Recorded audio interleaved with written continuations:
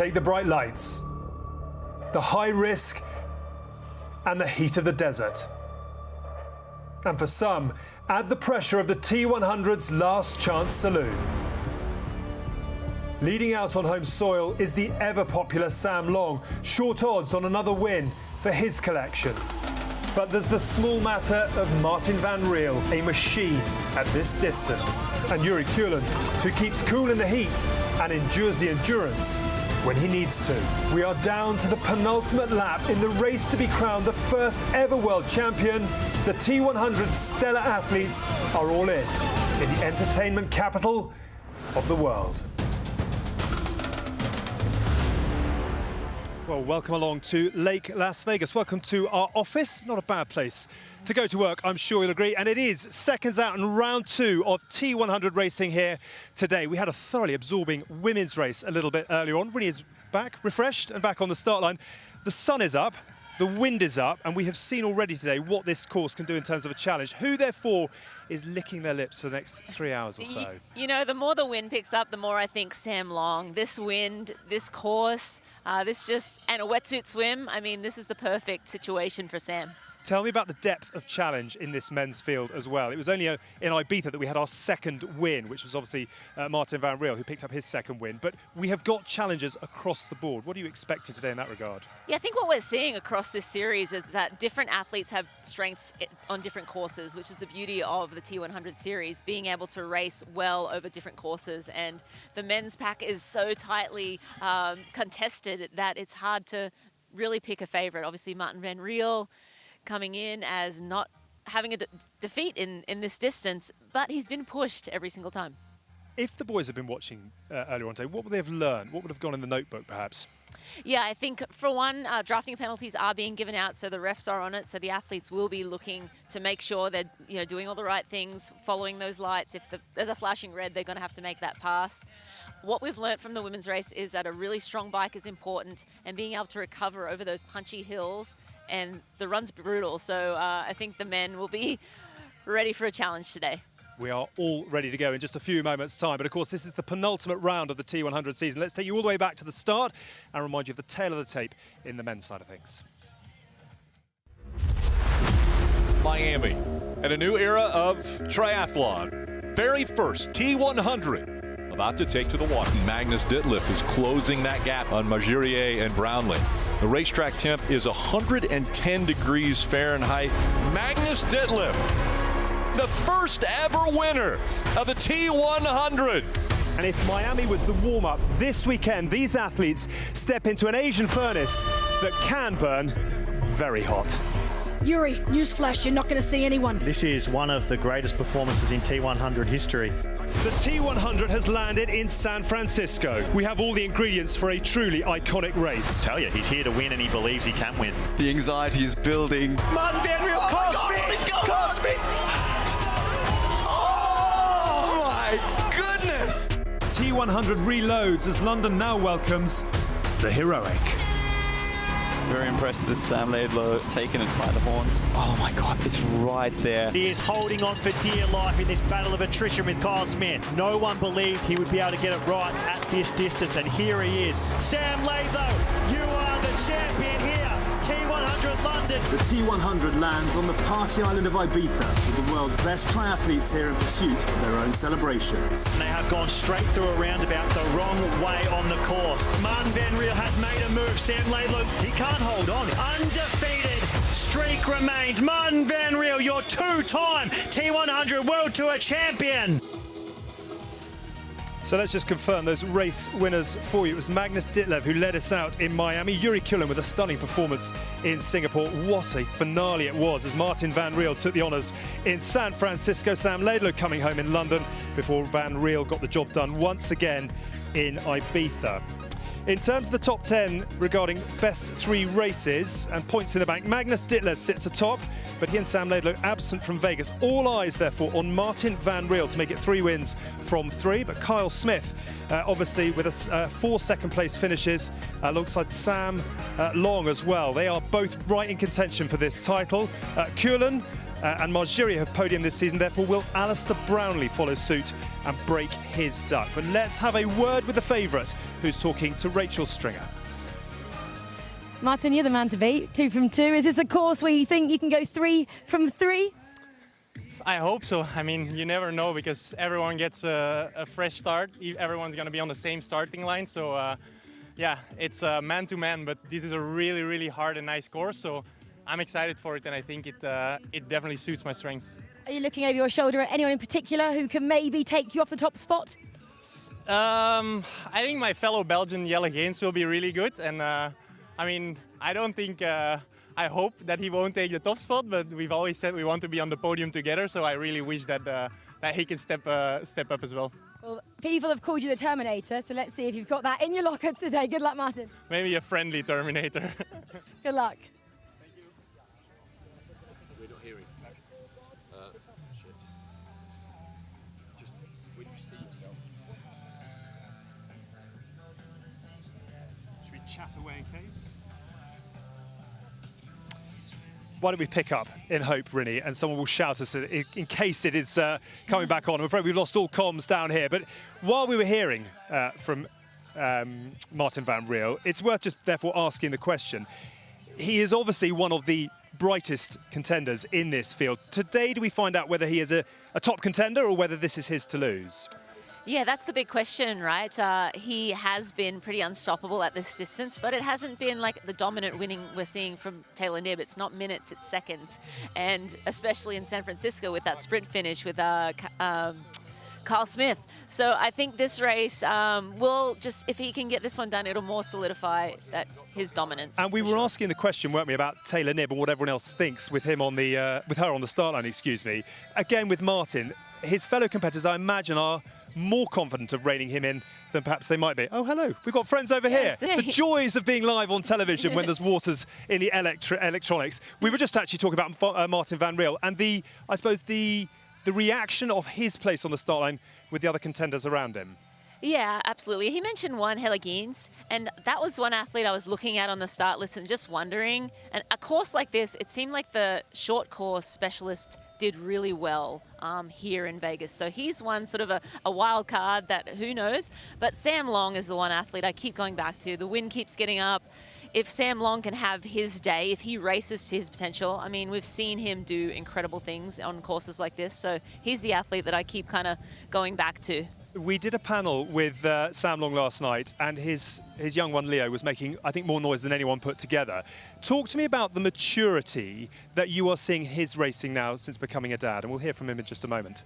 Yeah, I think, you know, he is still a young athlete. He's been racing for a long time and he's had some big results, but he is still learning and he's self-coached. So there is definitely a big learning curve, but I think he's had some amazing results just sort of figuring it out. And we mentioned earlier, he's had some mistakes, dropping things in transition, not putting his helmet away, getting small little penalties that don't necessarily need to happen. So that just shows, you know, as he goes along, we'll watch him mature more and more as we see him race. He is definitely one of the most popular characters in the T100. Let's get his pre-race thoughts.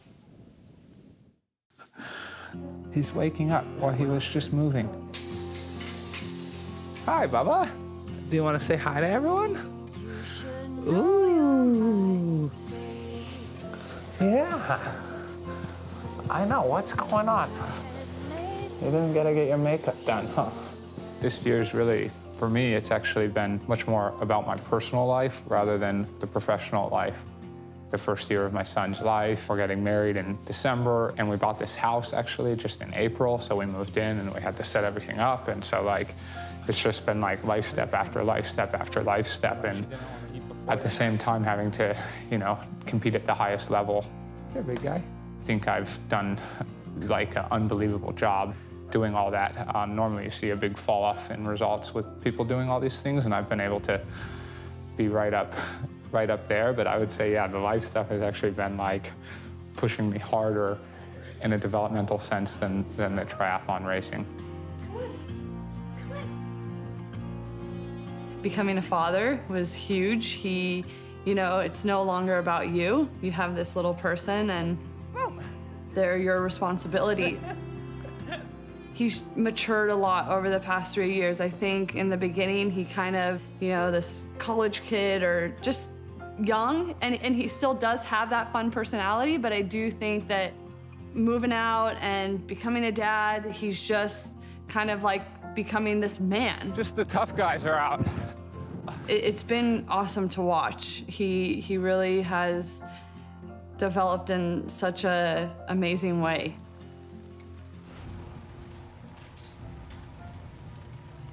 He's had to learn a lot of patience, and what's been awesome is transferring that into races. Always good training with a pushchair, I'm sure you'll agree. Let's just ask the question, therefore, for Sam Long. What would a win today do for him and his T100 beliefs and ambitions?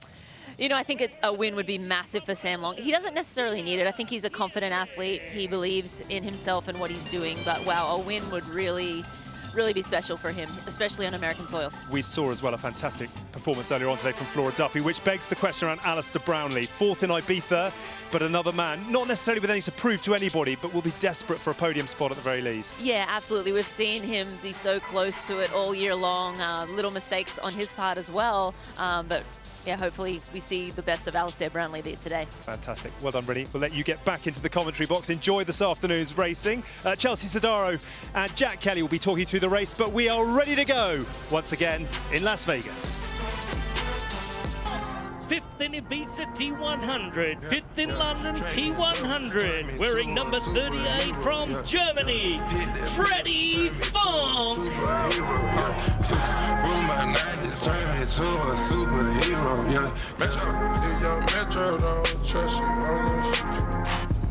I'm on that dope again, I'm on that flow again, switch up the flow again, yeah. Fly down the parachute, gripping that pole again, I'm on that all again, yeah. 4th in Ibiza T100 and the two-time Olympic champion, currently ranked number 9, wearing number 35 from Great Britain, Alistair Brownlee.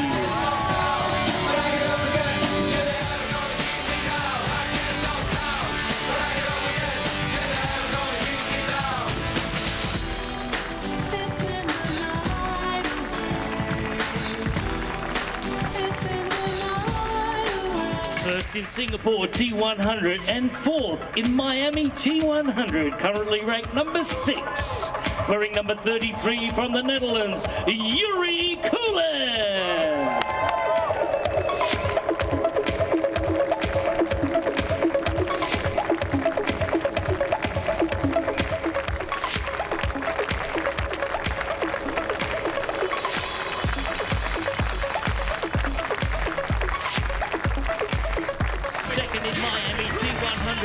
Second in Singapore T100. He is currently ranked number 5, wearing number 32.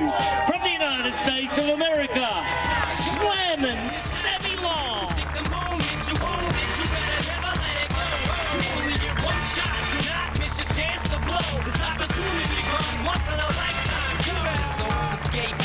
This hole that is gaping, this world is mine for the taking. Make me king as we move toward a new world. In an undefeated season, he is first in San Francisco T100, first in Ibiza T100, currently ranked number 4, wearing number 31 from Belgium, Martin van Riel.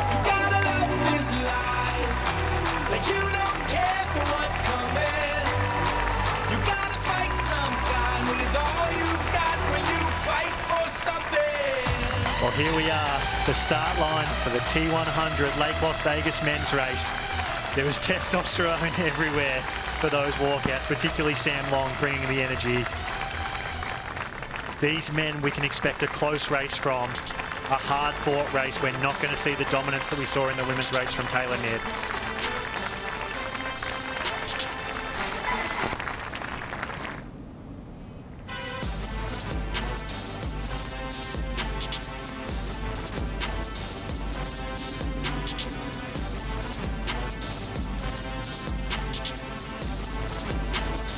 Athletes, you are now in the hands of the starter.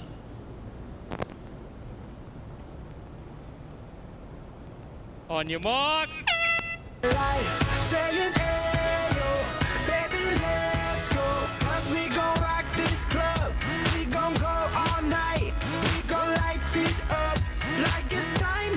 We are racing here at Lake Las Vegas for T100, the 6th stop on the T100 World Tour. The men are in the water, and just like always, the men have started fast. We see 3 very clear groups, one on the left, one in the middle, and one out on the right. As has happened every race so far in the men's season, for about 300 metres they're together, and then things blow up and gaps start to form. So we are in that early stage of just letting things settle before we see who is going to take the pace out early. We've got Mark Dubrick over in the red cap. He's leading that middle group. We've then got Josh Amberger right next to him. So Josh Amberger and Mark Dubrick are the 2 who have taken out both of their groups hard. And on the other side, out on the other side, it does look like it's Aaron Royal out there. I'm joined, just like I was for the women's race, by Chelsea Sodaro. Chelsea, what are we seeing here early on in the men's race? The water looks a bit choppier than we saw this morning for the women. With that early start, the wind was fairly low, but now the wind is blowing. The conditions are tougher. Of course, the chop is more superficial, but it's a little more challenging to navigate. And believe it or not, conditions like this sometimes favor swimmers who don't have maybe the most beautiful stroke in the pool, more scrappy kind of athletes. This may keep things a little closer together. Yeah, long and slow strokes don't work in choppy open water. We can see Mark Dubrick. He's a wild card, an American local. He's the one who's taking the pace out hot here today. Martin Van Riel there in the orange cap. You can see in the purple cap, that's Yalagines. He's the man to watch, according to Martin Van Riel. So Martin Van Riel in the orange cap and Mark Dubrick, they are starting to come together there. You can see Martin over on the left is working his way into that group led by Mark Dubrick. Just like always, you can see that with the men, it does tend to string out quite quickly. We don't necessarily see the same group that we see in the women's race, where it's always the same 3 or 4 who break away early, and then there's a big gap back to the next chase group, which is full of the favourites. With the men, it tends to always happen like this. One of the men takes the lead early, strings it out, and then the gap sort of establishes over about 400 to 500 metres, and it's Mark Dubrick who's done that here early today. I love watching this style of racing. They're just all putting everything on the line right from the beginning, and they're gonna survive and have a big breakout race, or they're gonna die trying, and it will be fun for us to see this unfold over the next few hours. And interesting that we are seeing Martin Van Riel find a very strong, assertive position in the swim early. We saw that in Ibiza, he made that same decision. Instead of waiting back like he did at San Francisco, he's decided to take a bit more charge in the water and make sure he gets himself in a good position. He was leading at this stage out in Ibiza, where he did win last time around, but right now that's him there in 3rd position in the orange swim cap. This is a very strong front group in the swim, and a lot of these guys are great cyclists, so it could be interesting to watch them head out onto the bike together. A little premature though, maybe, to be. It's no surprise to see that that Henry Schoeman sitting 2nd as well. I kind of expected Henry Schoeman to be the one to take charge of the race and be the one leading early. He's got a very strong start. He's probably known right now, him and Vincent Louis, as the strongest swimmers in the world over this distance. But Mark Dubrick, who is also in that conversation for sure, showing that don't sleep on him, don't forget him. So yeah, Mark Dubrick out in front in the red cap. That's Henry Schoeman right behind him, and then Martin Van Riel in 3rd. Alistair Brownlee, that then looks like is in the white cap behind them. So, and then Josh Amberger by the looks of it. But hard to tell, I'm just judging that based on stroke. But there is a little bit of a gap opening up there as well, so very fast swimming.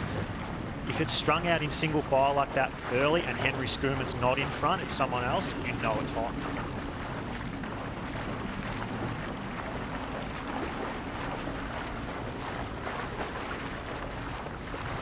I spoke to Mark Dubrick earlier this week, and this is his first appearance in the T100 series, so he's just really excited to be here and sees the opportunity. He comes from a swimming background, so he said that his bike and his run are his focus and things that he really needs to work on, but he's getting his moment here on the broadcast and showing us some of his stuff.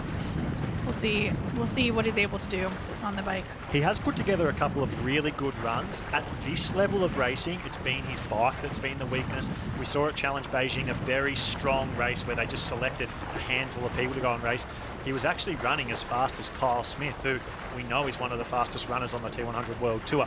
So it's the bike that's the big question for Mark Dubrick. He's obviously one of the strongest swimmers in triathlon at the moment.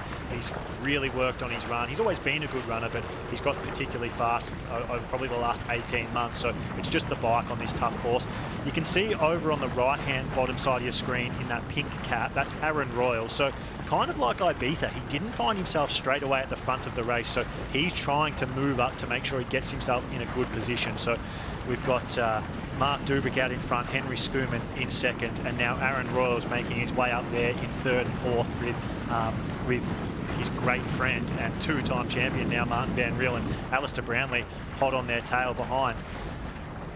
That's Fred Funk as well. Chelsea, we are also joined by the great three-time Ironman World Champion, Marinda Carfrae. Yeah, thanks guys. Good to join back in the studio here with you two. It was a little windy out there down by the swim start this morning, well, this afternoon I should say, so these athletes are in for even tougher challenge than the women were earlier this morning. Just how choppy was it out there in the water? Like enough, we've obviously got the wetsuit, so we know that suits the weaker swimmers, but is it choppy enough that we're going to see people like Sam Long really struggle and potentially there'd be big gaps? You know, I think that you can see a little bit of texture on the water, but it is not too significant at this point. There's no white cap, so it's just more a little bit of texture on the water. Yes, it probably doesn't help someone like Sam Long, but it is a wetsuit swim, which I think is a big plus in Sam Long's favour. I think we have Helle Yeens on the back of this group too here, way down the bottom. I thought I saw him down there. He is an athlete, a wild card that we have racing who very good Olympic distance racer, hasn't really put it together over the middle distance yet, but I thought I saw his cap at the very bottom of the screen there. But yeah, I think we are in for some pretty exciting racing, but as Taylor Knibb said at the end of her race, good luck guys, it's a tough, or brutal, sorry, what did she say? Savage. Savage. It's a savage course. So we can see Henry Schoeman has made the move around Mark Dubrick at the turnaround buoy.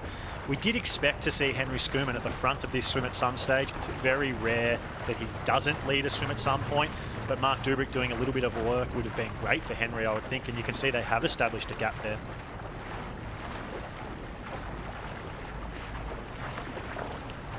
You're right, Rini. It does look like Yalageen's at the very back of this group behind Alistair Brownlee. The stroke looks like him. That's all I'm basing that off, so it might not be. But it did look like he was even struggling to hold Alistair's feet. And you can see that behind the first three, with Martin Van Riel in the orange cap, he's even like fighting for the feet. So that's a combination of two things. It's fast, and it probably is a little bit choppy out there in the middle of the lake. So clearly tough conditions, and you can see all the way down the field it's strung out. That's Fred Funk in no man's land, I reckon, and Yalageen's is there as well. So yeah, a few big names early struggling to hold this front strong swim pack that is Henry Schoeman at the front, Mark Dubrick, Martin Van Riel, Aaron Riel, and Alistair Brownlee. This really is the cream of the crop when it comes to swimming. These men are sort of some of the best men around the world, leading out, you know, Olympic distance, half Ironman races all around the world. So, you know, put those combination of men together. Mark Dubrick taking it out, Henry Schoeman now heading up to the front, and you see they're strung out again in that single file. Rini, look way at the back, not even at the turn buoy yet. That's got to be Sam Long. If you look at the first red tee, between the two red buoys, there's a swimmer. Look how far that gap is to Sam. That's huge. This is minutes. Like, this here in itself is already probably like a minute 45 or something like that. And they've still got a K and a half to go. Yeah, I believe that's Sam Long. This is not the way that he wanted to start this race. He's doing porpoise the whole time. He's going to bleed so much time here. This is not what we want. We would have thought the wetsuit swim would suit him. It's really hot out there now, and the bike and run are going to suit him in this heat. But because of this chop, he's clearly not dealing well in the choppy open water, and he's losing a lot of time. This could be 5+ minutes looking at it. Yeah, and you see him when he tries to look up and sight. When there is texture like that on the water, it's hard. Like, you can't just like move your eyes just above the water, because you just look, you see water. So you have to lift your head even more, and he's having to do that so much because there's no athletes anywhere near him that he can sight off of. So he's having to look for landmarks, he's having to look for the buoys, and you see him sighting a lot, which is just going to slow him down. So yeah, not a great start for Sam Long. Wow, though, Rini. Like, you wouldn't have expected it to be that big at this stage. They've still got so far to go.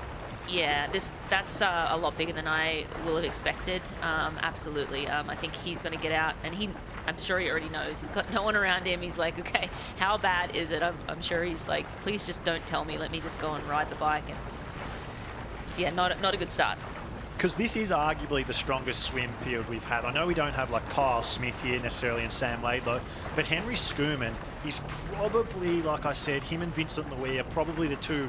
If you put everyone in the water in a 2K time trial, individual, they would probably be 1 and 2. We talked about it at dinner the other night with Aaron Royal, Martin Van Riel and Mark Dubrick, and they both thought it would be those two as well. So they thought, Mark himself said he would be no chance. Aaron even thought he would be no chance against those two. So adding someone like Henry Schoeman into the field, you can see he's even making it hard for Aaron Royal and Martin Van Riel to hold on. Like, they are actually having to fight for feet for once, not just sitting in super comfortably. Mark Dubrick does look very comfy for what it's worth, but yeah, you can see the little tiny gaps between Aaron Royal in third in the pink cap and Martin Van Riel, and then Alistair Brownlee behind Martin Van Riel. So it's clearly very, very, very fast in the water today.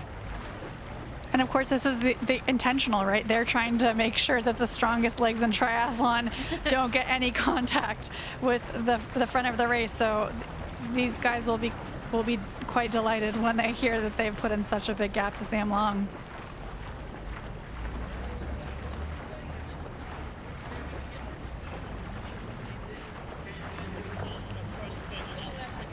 The beauty of an Aussie exit, Rini, is that you get a chance to see where everyone else is relative to you. What do you think this lead group will think when they see that they've already got a gap to everyone else? Let's give it a bit of a practice here. Let's hear it. You know, I think they'll see that, you know, yes, there's a little bit of a gap, but they're not even going to know where Sam Long is, honestly. I think, and he's probably the athlete that they want to push away from most. So if they do happen to see him way back, I actually don't think they'll know where he is. They'll just think he's maybe in one of those packs behind. So it's so chaotic in those Aussie exits. You kind of hop out, you're kind of checking like more who is on your shoulder and not necessarily like further back in the field. So I don't think they'll really have a good sense of where everyone is until they get on the bike there. I still want to know whether it was Yalla or Fred who got that last position in this group, because it was both of them who were struggling to hold on. It does look like Yalla, doesn't it? Oh, no, it's Justice. Wow, great swim. Great swim. That's Helly Geens now, so he's in that next pack. I think he's in a purple cap. So yeah, well, they were all fighting for that last set of feet, and that's Maxie Newman there. So for Max not to make a front pack, you know that it's hot. Wow, Josh Amberger didn't make it either. Wow. Josh Amberger is a perennial favorite in the front group, so this is truly on today. Look how far Fred's dropped back, clearly going a little hard early, so paying for it. Yeah, Fred needs to just put in a little bit of a surge and get on the back of that next pack there, because that is it's a good, strong group of men there, and they're not too far off that lead pack. You know, 20, 30 seconds separate the first and second group right now, but was that? I was going to say Yuri Kulin, but he was colored cap. No, I believe that was Yuri Kulin. That is a tough swim for Yuri if he wants to contend again like he did in Singapore. You do not want to be swimming alone like we talked about in the women's race. You save about 30% of your energy when you're sitting on the feet.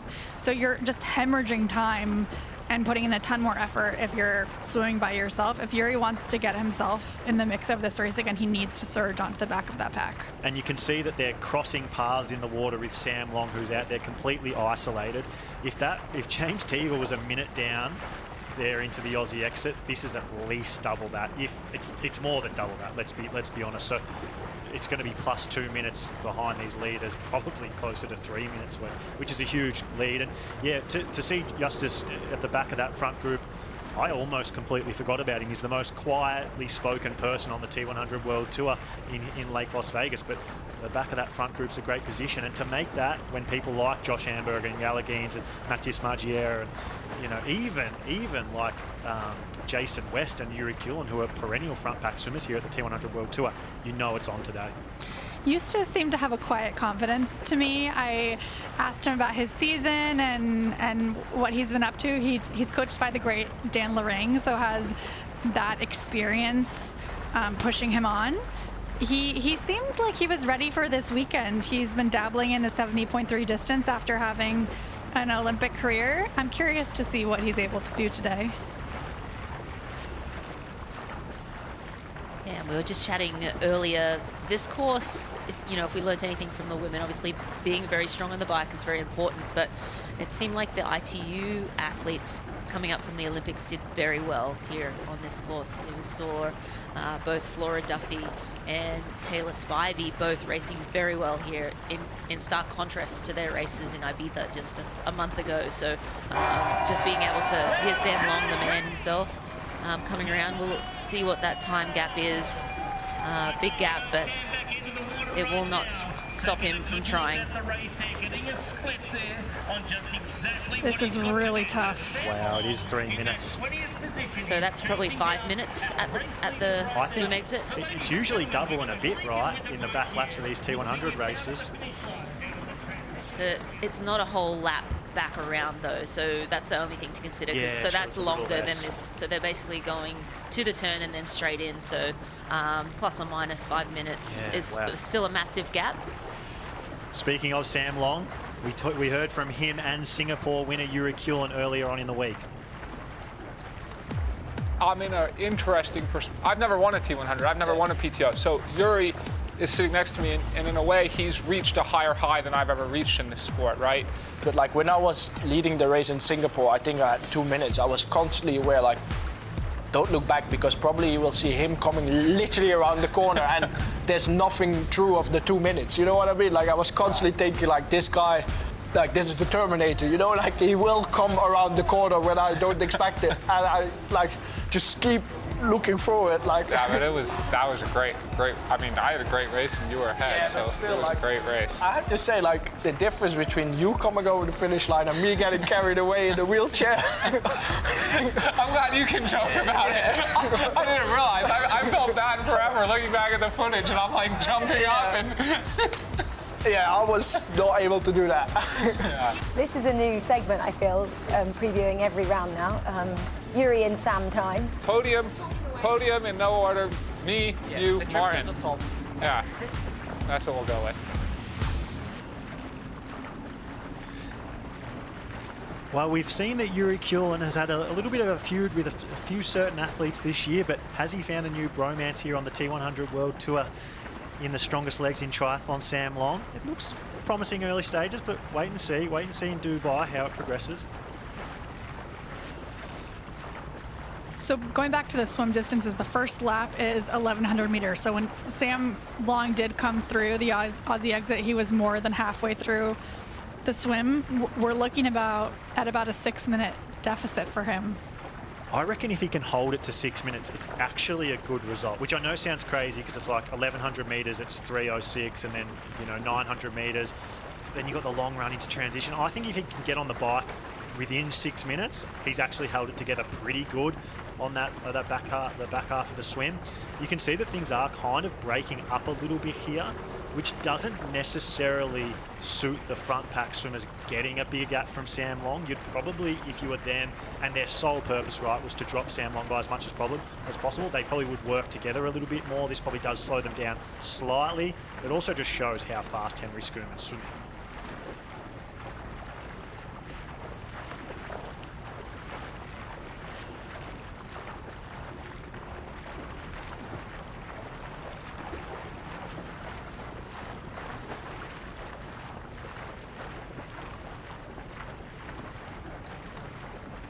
You can see from Aaron Royal sitting on Henry Schoeman's feet. You can see from his stroke rate how he's breathing every single cycle. He's working really hard to stay there. We often see Aaron Royal leading these T100 swims fairly effortlessly. That's not the case today. There's even a gap there from Aaron Royal to Mark Dubrick. This is breaking up. Yeah, for Aaron not to be on the feet sitting pretty and have to fight for it. So you look for some, when you're watching open water swimming, look for, are they constantly on the feet, or does a little 1 meter gap open and then they close it and that keep happening? And we've seen for the whole part of this second lap that it's been the latter. You see that it opens up by a hand length and then Aaron has to close it back down. It's because he slightly loses the bubble in front of him and then realizes that and then catches up to it again. It's a sign that pace is really on in the open water. That and the fact that it's strung out in single file, and you can see that the gap to Aaron and Mark behind him has blown out to 2 meters. So Mark is now having to fight really hard. He can't see what we can see. All that he can see in front of him is the bubble of feet. He knows by how white that is or not, how much clear water there is in front of him, whether he's directly on the feet or not. So he'll know that he's not directly on the feet, and then he'll have to fight back up to it. Alistair Brownlee knows the same thing. You see he's having to fight back to the feet of Mark Dubrick, and then that just continues the whole way down this front group. Yeah, but looking back to the second group, Jack, it's not really blowing out. So the pace, yes, 100% is on, but that second group has some really phenomenal swimmers in it, and it's kind of, it looks to be sitting around that 30-second. It doesn't look to be blowing out like you would see in other races where the front pack gets away and continues to put time, because there's such great swimmers that maybe just didn't have a good start and are typically in this front pack. Josh Amber's your one main guy that's almost always at the front of a pack. That second group is right there. Max Newman as well. We saw at Ibiza that a gap like this established early on in the first lap of the swim. And then for it to be closed, Max Newman took responsibility and he dragged back to the front of the race Mick Anoot, who went on to finish on the podium. So for Max Newman and Josh Amberger and Jelle Geens and Mattis and even Justin Riel, for them to be in that second group, that's pretty crazy. That doesn't happen in middle distance triathlon really ever. This is kind of the first time that those people have never been in a front pack. But yeah, it's kind of a battle of the big dogs, right? The big dogs in the front group, the big dogs in the chase group, trying to hold that gap or trying to break that gap.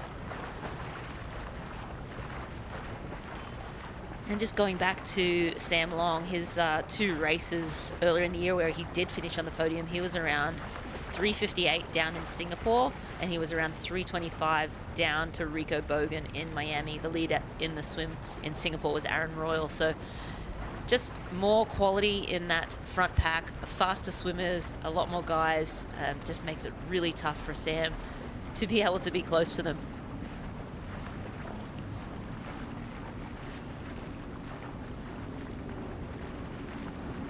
Something interesting with this front swim pack, though, is that yes, they're all strong swimmers, but they're not all strong cyclists. And we saw in the women's race, yeah, Taylor Knibb was in the front group, sure, but she won it on the bike. And this front group, who are the world-class cyclists in it? So Martin Van Riel definitely is. Alistair Brownlee definitely is. Justus has been working on his bike and actually he's gotten pretty strong. But Henry Schoeman struggled on the bike in his transition to long distance racing. Aaron Royal's been struggling on the bike all year. So really how this is playing out is very advantageous for Martin Van Riel and Alistair Brownlee. Can they get together? Can they work together? Can they take Justus with them? Can Mark Dubrick fight for his life and hold on? Can Aaron Royal finally put together a good bike? And has Henry Schoeman been working on his bike since his Olympic cycle? These are the questions that we're going to have answered throughout this bike course. But I think right now, Martin Van Riel and Alistair Brownlee are in pole position. Yeah, and as you look down into that second group, athletes that stand out, Magier, really, yeah, a couple other guys in there that could sort of be that driving force in the second group to kind of bridge up to Van Riel and Brownlee. Yeah, and we know Max Newman at his best is a really strong cyclist, but he is so far from his best this year. He's been riding okay, but still way below where he can be. So of that chase group, Josh Amberger's not going to take responsibility for it. Jelle Geens is a good cyclist and this course suits him, but I don't know if he can time trial with Alistair Brownlee and Martin Van Riel. So it's going to have to be Matthias Magier who's going to have to take responsibility of it. So we've got Henry Schoeman, Aaron Royal, Martin Van Riel, Alistair Brownlee, Justus Nyschling and Mark Dubrick at the back of this race. This is a really, really interesting position. They've got the long run up into T1. It's about 300, 350 metres. It's all uphill. Like we saw Taylor Knibb looking at her heart rate on this run into T1. The boys' heart rates will be through the roof, and this is like where there can be big gaps established early on the bike. Someone just needs to go and take charge of it. Will it be Alistair Brownlee? Will it be Martin Van Riel? Yellaheen's getting out in that second group there. There's Jason West, the cap's fallen off. Try and ID the next guys out there. 30 seconds, so it was Max Newman, Josh Amberger. They were the two at the front of that second pack, which is why I believe the time didn't really change from that 1.1 kilometer mark in the swim. If the guys like, Max Newman is on a day at full fitness, Justin Riel is kind of having a breakout season here domestically in the U.S., was really excited to get a wild card here in Las Vegas. He's a strong cyclist. He could pull some of those guys up to the group. Yeah, interesting to see whether this course will suit Justin Riel. He's a very good flat time trialist. He's had some decent rides on hilly courses, but no out of this world rides. This course is very punchy. Maybe doesn't necessarily suit him, but the thing about him is he's a local. He knows the roads, and he's willing to go and put himself on the line to try and have a good race and put himself in the race and get noticed. So he hasn't been shy about talking about that. The big thing is, how hard are Martin Van Riel and Alistair Brownlee going to ride? Are they going to give anyone else from that chase group even a chance to come back up to the front of the race? Because if they don't let up, if they just push hard, no one's going to come up to them. So it's really up to them. This is interesting. Martin Van Riel electing to put on socks, so he must be fairly confident in his transition in this first section of his bike. We don't see that a ton. Certainly not in the men's field, but you see Van Riel on screen right now, making sure everything is taken care of, cleaned up in transition. You have to make sure all of your gear is put into that box, or you can have a penalty, a 30-second penalty. So he's at the back of that front group, electing to put socks on, which will mean he won't need to stop and put socks on. That's Mathis Magier. That's the athlete we were talking about, who is probably the strongest cyclist in that chase pack, we should say. The biggest thing that happened there is that because of Martin Van Riel's slow transition, he came out of T1 with Yellaheen's, so he let that second group back up to him. So now that opens the door for Yellaheen's and Matthias to sit on with Martin and make their way to the front of the race. So that slow transition from Martin Van Riel will have a bigger impact on this race than you would think. Jason West was also in there. He's been having a tough season, but if he can put the bike together, anything is really possible for him. He's such a strong runner. If he has someone like Martin Van Riel to tow him around the course at legal distance, that is, he could play a factor. Fred Funk showing you how to get the wetsuit off quickly. You see him kick his legs out there. Fred Funk off the back of that group.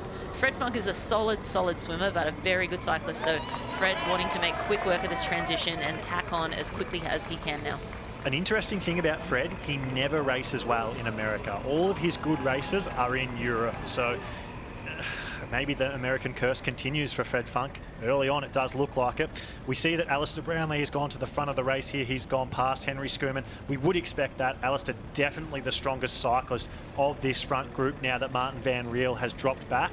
So it's kind of maybe up to the Alistair Brownlee of old, like he used to do, take charge at the front of these races out of T1.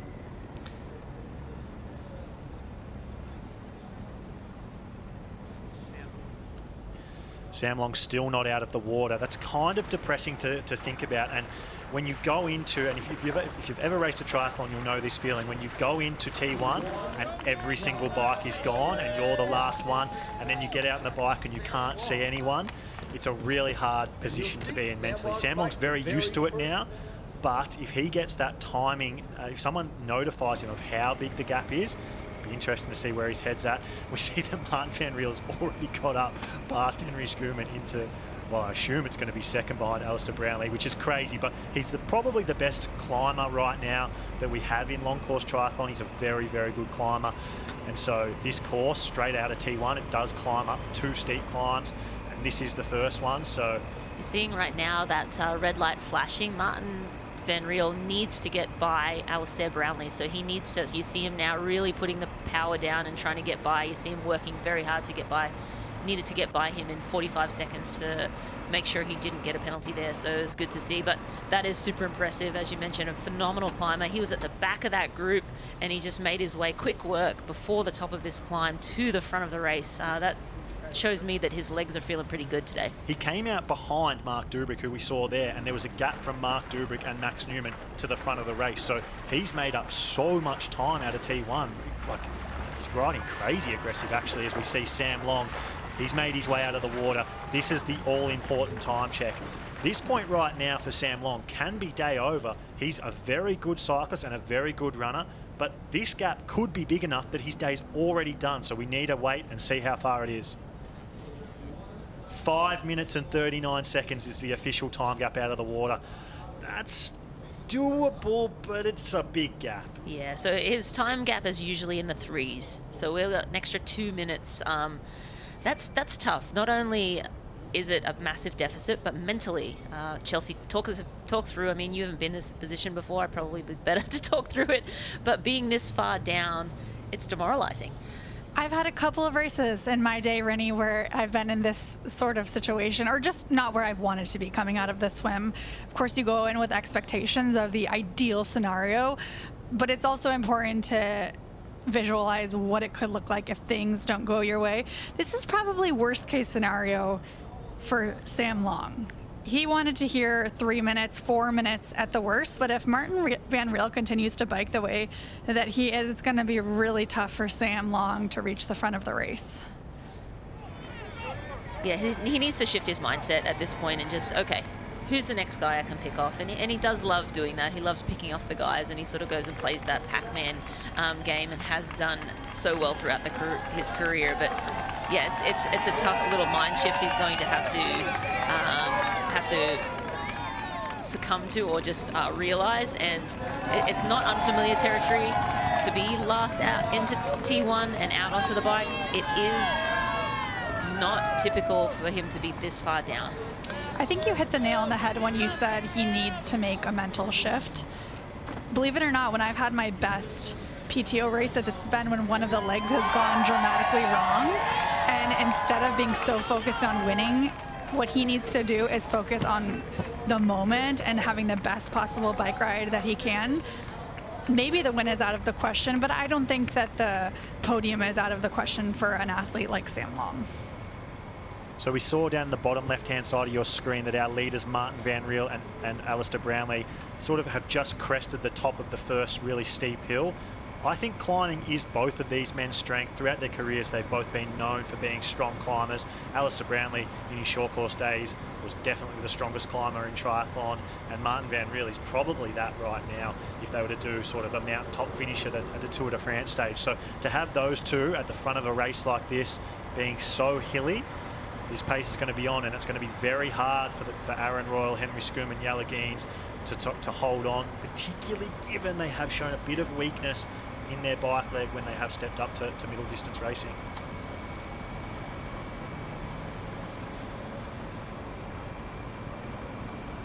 And just going back down, you look, Yuri Kulin, one of the race favourites, 2:28 down, certainly not the position he would have wanted to be in at the start of T1, start of the bike leg. So that's Sam Long's first athlete to try and chomp up, which is still 3 minutes ahead. So a crazy deficit. It's going to be a long time before Sam gets to see anyone. So a tough, long stretch in the start of this bike for Sam. But we are looking at Martin Van Riel in front here with Alistair Brownlee. We'll see if anyone else is able to go with these two men, but it looks like they've already separated themselves from the rest of the field.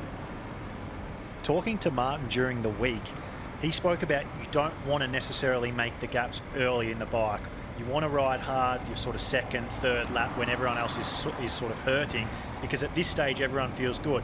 And now I'm watching the race and he's at the front of it, and to me he looks like he's pushing really hard. So that's either scary and shows that he's within himself and he's got a lot more to come, or he's just got out there, he had that gap out of T1, rode really hard and just like, okay, I'm going with this now. I can see a gap, I can see that gap to Max Newman and Matthias, so I'm going to push on with this. We see Martin Van Riel adjusting his position on the saddle a fair amount. When athletes are doing that, it often means that they're working really hard. They're trying trying to find a comfortable spot, and that shuffling sometimes means they're at the limit. Alistair was doing it as well behind, so a sign from both men that they are working hard. I agree, Chelsea.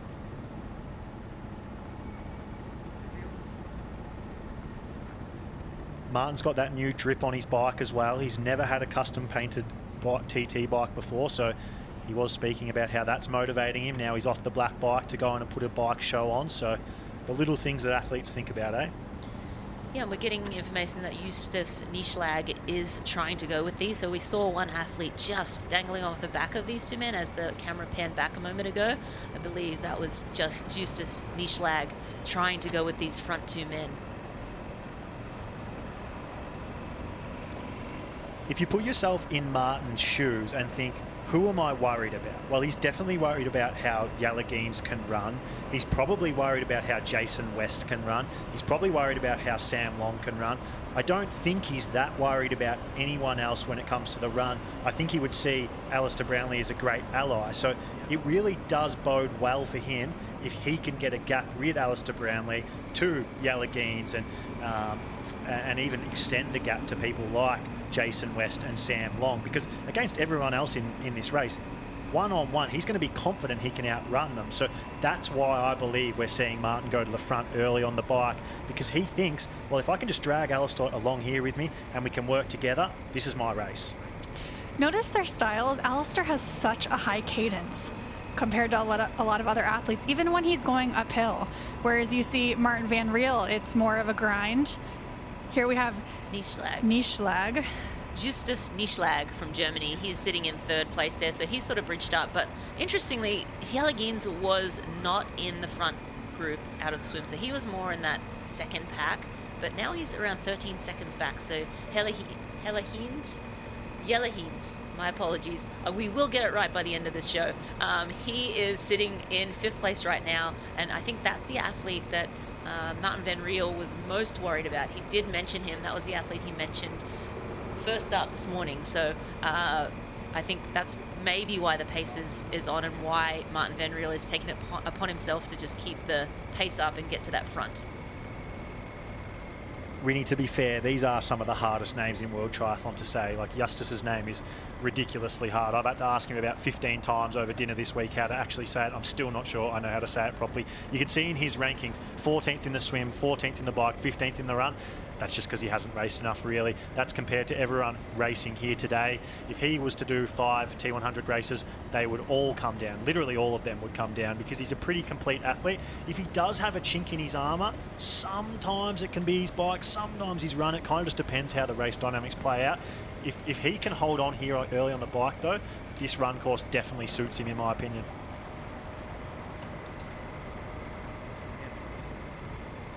So that's the top three men at this point in the race. Van Riel, Brownlee, and Nieschlag sitting in the front. That's Matthias Magier there make a pass. So yeah, we have got eyes on Maxi Newman here in 8th. Definitely not having the season he would have wanted. Matthias Magier was there ahead of him, just making the pass. The big thing is that Henry Schoeman has definitely dropped off that front group now. And you can see just there, Yalagines and Aaron Royal have also dropped a little bit back. So those three men who we talked about out of the swimmers not being the strongest swimmers in this race, Aaron Royal, Yalagines and Henry Schoeman, they are being gapped and distanced by Martin Van Riel. It looks like Aaron Royal is also dropping off those front men. Very strong swimmer, but has struggled with his bike this season. I'm sure he was hoping to maintain contact with Martin Van Riel, his former training partner, but it looks like the gap is growing as we speak. So Martin Van Riel, he won in San Francisco, he won in Ibiza, he's 2 from 2. Early on in this race, he looks in a great position to make it 3 from 3. We talked to him early in the week about what's it like to have the pressure on your back now as the clear favourite. Yeah, I mean the first two T100s have just been like kind of like a dream, you know. I couldn't have wished for a better start in this series, and yeah, there's 2 more stops to go now. First one, Vegas. I've been now a week in Vegas, and last Sunday I went to the casino with Aaron Royal, and I turned $100 into $1,000 on blackjack, which I don't even know how to play. So I just hope that my lucky streak keeps continuing with the race here as well. So I do feel that there's quite a bit of pressure on me now, and that the expectations are getting higher and higher. But I think the advantage there is that I've always been my own worst critic and like the one that puts the most pressure on myself. So I guess the outside pressure right now is still quite a bit lower than the pressure I put on myself, kind of. So in the end, you do it for yourself, you know, and yeah, I think that pressure is a privilege. So this is interesting. We see the TOs riding up to Alistair Brownlee, and they have given him a blue card. So Alistair Brownlee got a drafting penalty in Ibiza, and it looks like the next race here in Lake Las Vegas, he's got yet another drafting penalty. It's one of those ones. Yeah, he's such a competitive person. He won't give an inch, and so that in that mindset, he has to have that mindset to be who he is, to be two-time Olympic gold medalist. But in these kind of races, you have to give a little bit of grace in between. You know, like you can't ride the line because you risk, you know, falling into that that 20-meter zone. And while yes, there's no competitive advantage, those are the rules. And so, so frustrating to see. A blue card for Alistair Brownlee. So there it is, the moment Alistair Brownlee was handed his second blue card, 2 in 2 races. The shake of the head from Alistair Brownlee says everything. He can't believe it, and the reason he can't believe it is probably because he got one last time around in Ibiza, but also he finds himself in literally the dream position. Himself, Martin Van Riel and Justus Nyslag have made a gap to everyone else in the field, and it looks like they're going to continue on with it. So it's obviously frustration and anger, but there's probably a huge amount of disappointment as well for Alistair Brownlee. He just made the day a lot harder for himself. We can never write off Alistair Brownlee. My guess is that he spends his minute in the penalty tent and then absolutely hammers the next lap. He may find the front of the race again. It'll just cost him a bit in the run, perhaps. If you're a competitor of Alistair Brownlee, not a good time to say anything to him on the bike course after he leaves that penalty tent, I would advise. Yeah, he has, from what we hear, a lot to say to his competitors. Was one of the athletes always rallying the troops, to put it nicely, on the bike leg in all the ITU races. He definitely has a colourful repertoire of language that he likes to pull from in races. Well, like Jan said on the commentary, he would occasionally leave you shaking in a corner after a race in your hotel room, if that gives you any idea of how passionate he is on the race course. At the front of the race here with Martin Van Riel, he looks amazing. He's single-handedly been the one to drop Jelle Geens, Aaron Royal, and even distance people like Matthias Margirier and Max Newman. Sure, they're making the gap, they're closing the gap here to that second group with Aaron Royal and Jelle Geens, but out in front, Martin Van Riel is putting a little bit of time in them. We know Matthias Margirier, we saw him at Miami, we saw him at the US Open at the back end of 2023. On his day, he can ride as well as anyone over the T100 distance. 90k distance, not as strong weirdly, but the 80k distance, he is brilliant. Yeah, you just saw him go past Aaron Royal and then Jelle Geens into fourth place right now. Sorry, fourth place right now. So he's moved up, and you know he will ride right by Alistair Brownlee at the next penalty tent. So he'll be moving up into third place. We'll get a split on that first to second group now, but I would imagine it would be around 20 seconds around that margin right now. So Margier moving up through the field. Do you think that he's going to work with Jelle Geens at this stage, or will he just continue to make a push for the front? I don't think he can afford to work with Jelle Geens. I think if he relies on Jelle Geens too much, then Martin Van Riel will get too big a gap.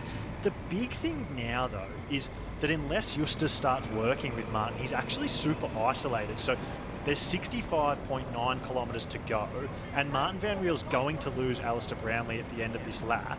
And so he's out in front by himself with Justus. So Justus has to start working with him, or else it's Martin versus a group of Matthias, Jelle, Aaron, Maxi Newman, Henry Schoeman. Sure, not all of them are going to be able to work, but there's power in numbers on the bike. So it's actually a really tricky position here for Martin, where he has no choice but to push on with it. So if he's going to win today, he's going to have to do it Taylor Knibb style and go from the front. Here we see Alistair Brownlee passing Martin Van Riel, maybe trying to bank a few seconds as he goes into the penalty tent. He has to, right? He has to be aggressive. You saw him even skirting with that drafting area. So I think he came inside it out of the top of the hill, and because it was flashing lights, he had no he didn't have a choice. He'd already got that 1 minute drafting penalty. He didn't want to get another one, so he pushed to the front. I think that helps Martin Van Riel, but also probably helps Alistair, because he's going to get that minute break very shortly. Yeah, and just for the viewers, if you get 3 blue cards, that is a disqualification. So 1 is a 1 minute penalty. You repeat that, you get another 1 minute penalty, and a third is a disqualification. So certainly don't want to mess with getting any more. Of course, you don't want to get 1 in the first place, but Alistair Brownlee, I think, will be very cognizant of where he is in relation to the bike in front of him. And now, yes, trying to bank a few seconds. If you can go into the penalty tent in the front of the pack, obviously it takes a few seconds out of that minute, because now all of the athletes that are passing you in the pack that you've just been in, you're just basically banking a few seconds. Matthias does look like he's riding quite fast behind as well, even a little bit faster than Martin now. So he's only 20 seconds back from Martin Van Riel and Alistair Brownlee here. I think that must mean it's very hard for Jelle Geens, Aaron Royal and Maxi Newman right now, to the point I wouldn't be surprised if we saw those men break up, and maybe Matthias gets there with Jelle Geens, or maybe Maxi comes with him, but not all of them will get across to the front. But at this current pace, it does look like Matthias will find his way back up to Martin Van Riel and Alistair Brownlee. And I know it might seem weird, but that's actually a blessing for Martin Van Riel, I think. He is still such a strong runner, so it would be nice for him to have some help along the way at the front. It can be really lonely to be out there all day long on the bike, all by yourself, doing all of the work, not just physically, but mentally. When you have somebody else in front of you or to trade the lead with, it gives you something else to focus on. You can take a few more moments to relax. You feel like you have time to take on nutrition if you're just following the athlete in front of you, whereas if you're in the front, there's all of this pressure behind you, like you're leading the whole show. And Matthias is coming off a run injury as well, so Martin knows that. These guys all know each other intimately, pretty much solely because of the T100 World Tour. They hang out in a hotel for 10 days before every race. So at this point of the season, the second last race of the year, they all know everyone so well. They all know what's been happening in training, who's injured, who's not injured. And so Martin knows that Matthias has had a run injury, and he's just getting back in his build to running for the end of the year. So he would be happy to see him, because he would back himself to beat him head to head on the run.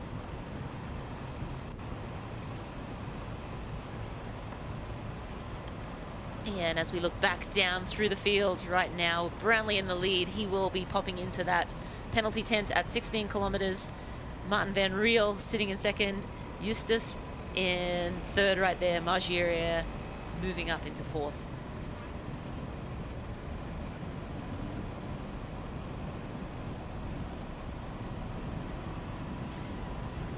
It will be interesting to see when Matthias makes the pass on Justus Nyslag, whether Justus can go with it as well, because he is floating off the back of this Alistair Brownlee driven front group with Martin Van Riel in the middle. You can see it is now at 5 seconds, and as they took that turn, he has clearly been distanced by them.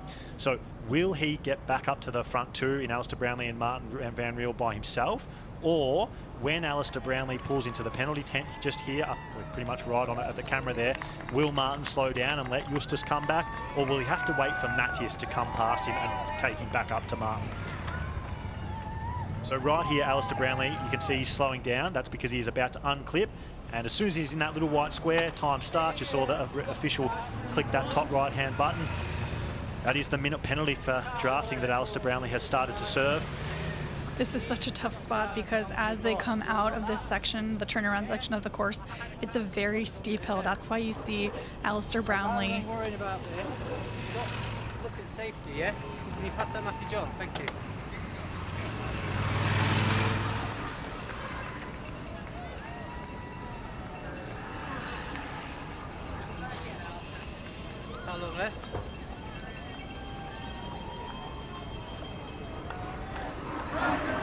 40. That's 40 seconds. I know, it's long.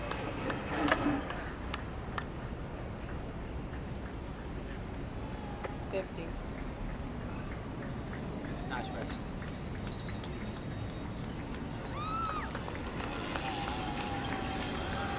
Go. Apologies for any colourful language you may have heard there while Alistair Brownlee was serving his 1 minute drafting penalty. So that minute, the slowest minute in triathlon, you could see that Matthias Margirier came past that drafting penalty tent just after Martin and Justus. So that gap definitely looks like it's about to be closed, and Matthias is going to make his way to the front of this race. Alistair Brownlee absolutely dying inside, sitting in that penalty tent. I know the feeling, and oftentimes we don't feel like we should be there. We're in the heat of the moment. We don't necessarily feel like we deserve the punishment, but you know, you have to follow the rules, and that's part of the sport. The refs are not being shy about handing out penalties today. Wow. We've seen it here. Haynes, yes. So this is a group of 4 now forming. So you'll see Martin Van Riel back up the front, Nieschlag in second wheel, Margirier in third, and that's Jelle Haynes in fourth. So now that Alistair Brownlee, the attacker, aggressor on that front with that front 2, is out of the picture, this little group has kind of come together. Martin Van Riel does not want Jelle Haynes there. They've trained together, they're good friends, both competed in the Paris Olympics for Belgium. Jelle Haynes is one of the best runners in the sport, and Martin Van Riel knows that. So as soon as he realizes that he's, you know, in striking distance of this group, I think Martin Van Riel will throw down. Jelle is struggling here, though. Keep in mind, he was with Matthias about 5 kilometres ago. So this little gap from Matthias to Jelle, that's not because Jelle's closed up to Matthias, it's because Matthias has pulled away from Jelle Haynes. So Jelle Haynes is fighting for his life to try and get back onto the wheel. And you can see that Matthias is working hard to try and catch Justus, who's fighting for his life to hold on to Martin Van Riel's wheel. So this is a really precarious position for all men. It's really as simple as this being Jelle's race. He needs to get back up to this front group, because if he doesn't, he then gets super isolated, drops way back, has to work with probably Alistair Brownlee when he fights his way back up, maybe even Maxi Newman. But if Matthias can get to Martin Van Riel and Jelle doesn't get on, Matthias and Martin will work together, and it's going to be almost impossible for Jelle. So probably the next 5K is where Jelle Haynes' race will be decided when it comes to winning this race. This is a really fast section of the course. The women were clocked at 85 kilometers an hour going down this, over 50 miles an hour. I suspect the men are flying even faster depending on the wind direction. That's an opportunity to really, you can rest a little bit, but you need to make sure you're in a good position. You're really focused on that section, otherwise it can get a little bit dicey. So Martin's about to come up to this hill. This is a long, steep hill. Again, it's like the camera never tells you how steep a hill is, but this hill here is very, very steep, and it's one that Martin himself has spent a lot of time reconning over the past 10 days. And you can see everyone. So if the camera was to turn around, you could see Matthias there, you could see Justus there, you could see Jelle there. And so you can really, you have to fight to try and close that gap. And you sort of want to, but because of the fact that you can see everyone, you can also ride a little bit too hard, and then you get over the top and you find you're cooked. It's just a really interesting dynamics part of this bike course, and Martin Van Riel knew that, so he spent a lot of time reconning it, trying to ride it hard, getting used to riding this exact climb in the TT position for all of it, which we've seen him do both laps. So rest assured, this hill here is one where Martin is really pushing hard and trying to make it hard for the competitors. He's so fluid here. He knows exactly what he's doing. He's really owning this bike course. Super impressive considering how he's very new to T100. He's very new to T100, but I think the athletes are already looking to him as, you know, he has won 2 T100s. He's undefeated at this distance. So here it's really like, okay, you're the champ, you lead. So, and he's taking that position and running with it, which I think is really admirable. So he does look beautiful here riding, great cadence, nice and relaxed, sitting in that position. No pain on his face, he's in his comfort zone.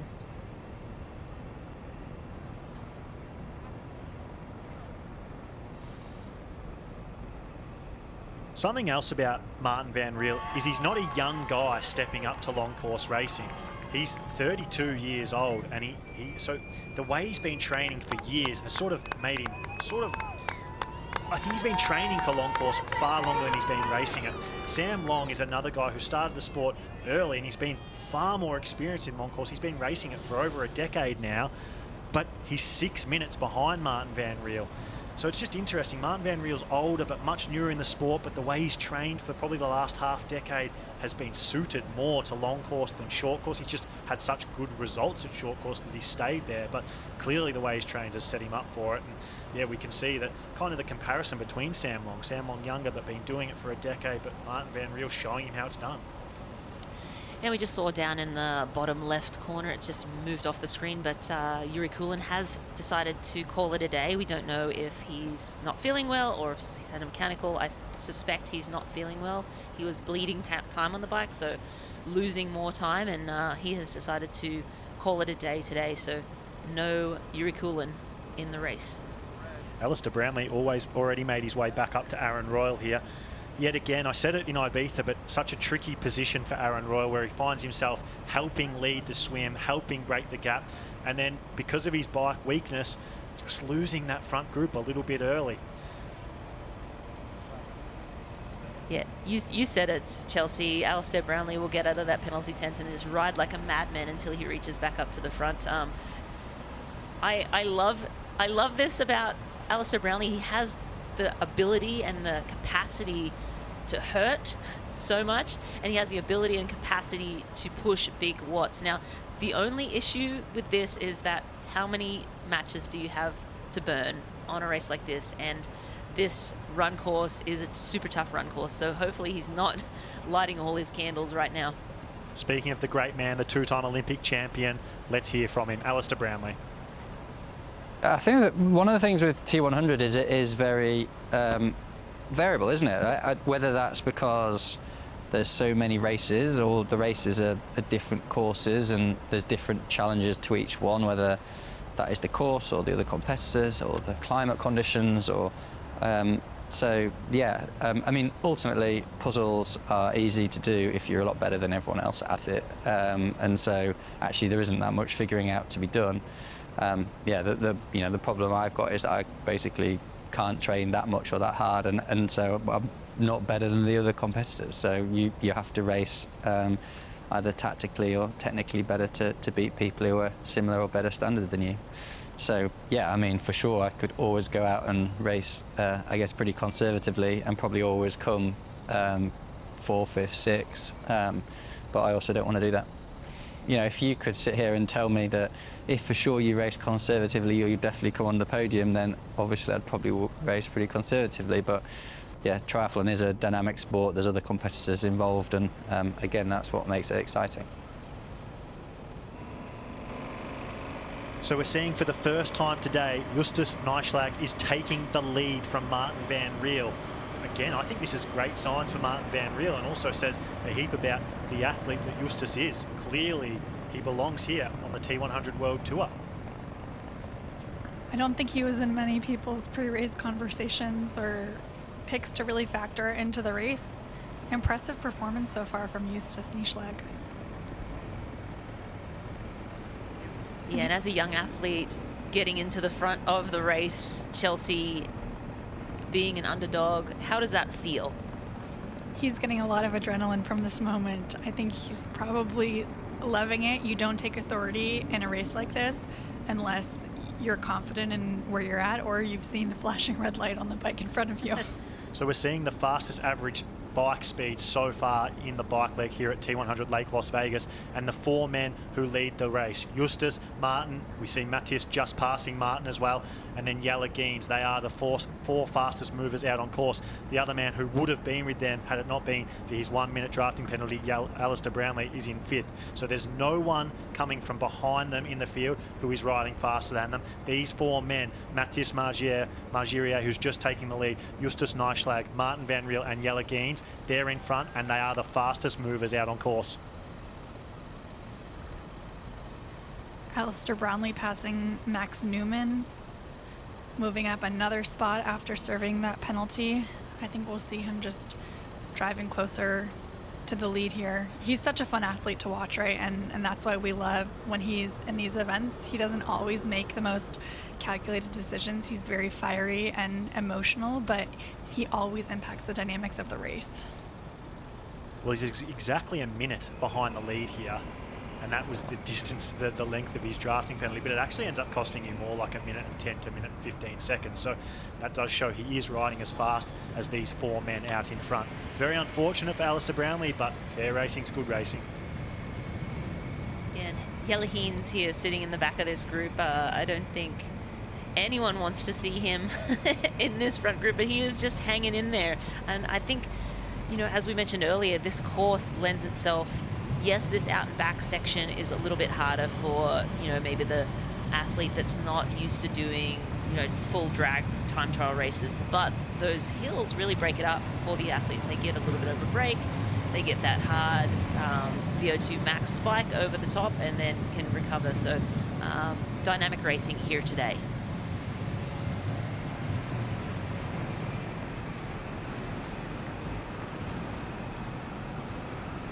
I think we can see the evolution in position as well. Justus and Martin and even Matthias look super dialed on their bikes.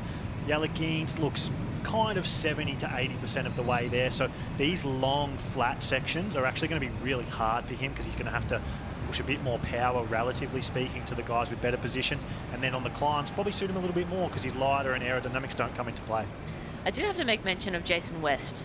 He is sitting in 8th position right now, 125 down. Yes, he's lost a little bit of time, but we have seen Jason West lose masses of time in races like this.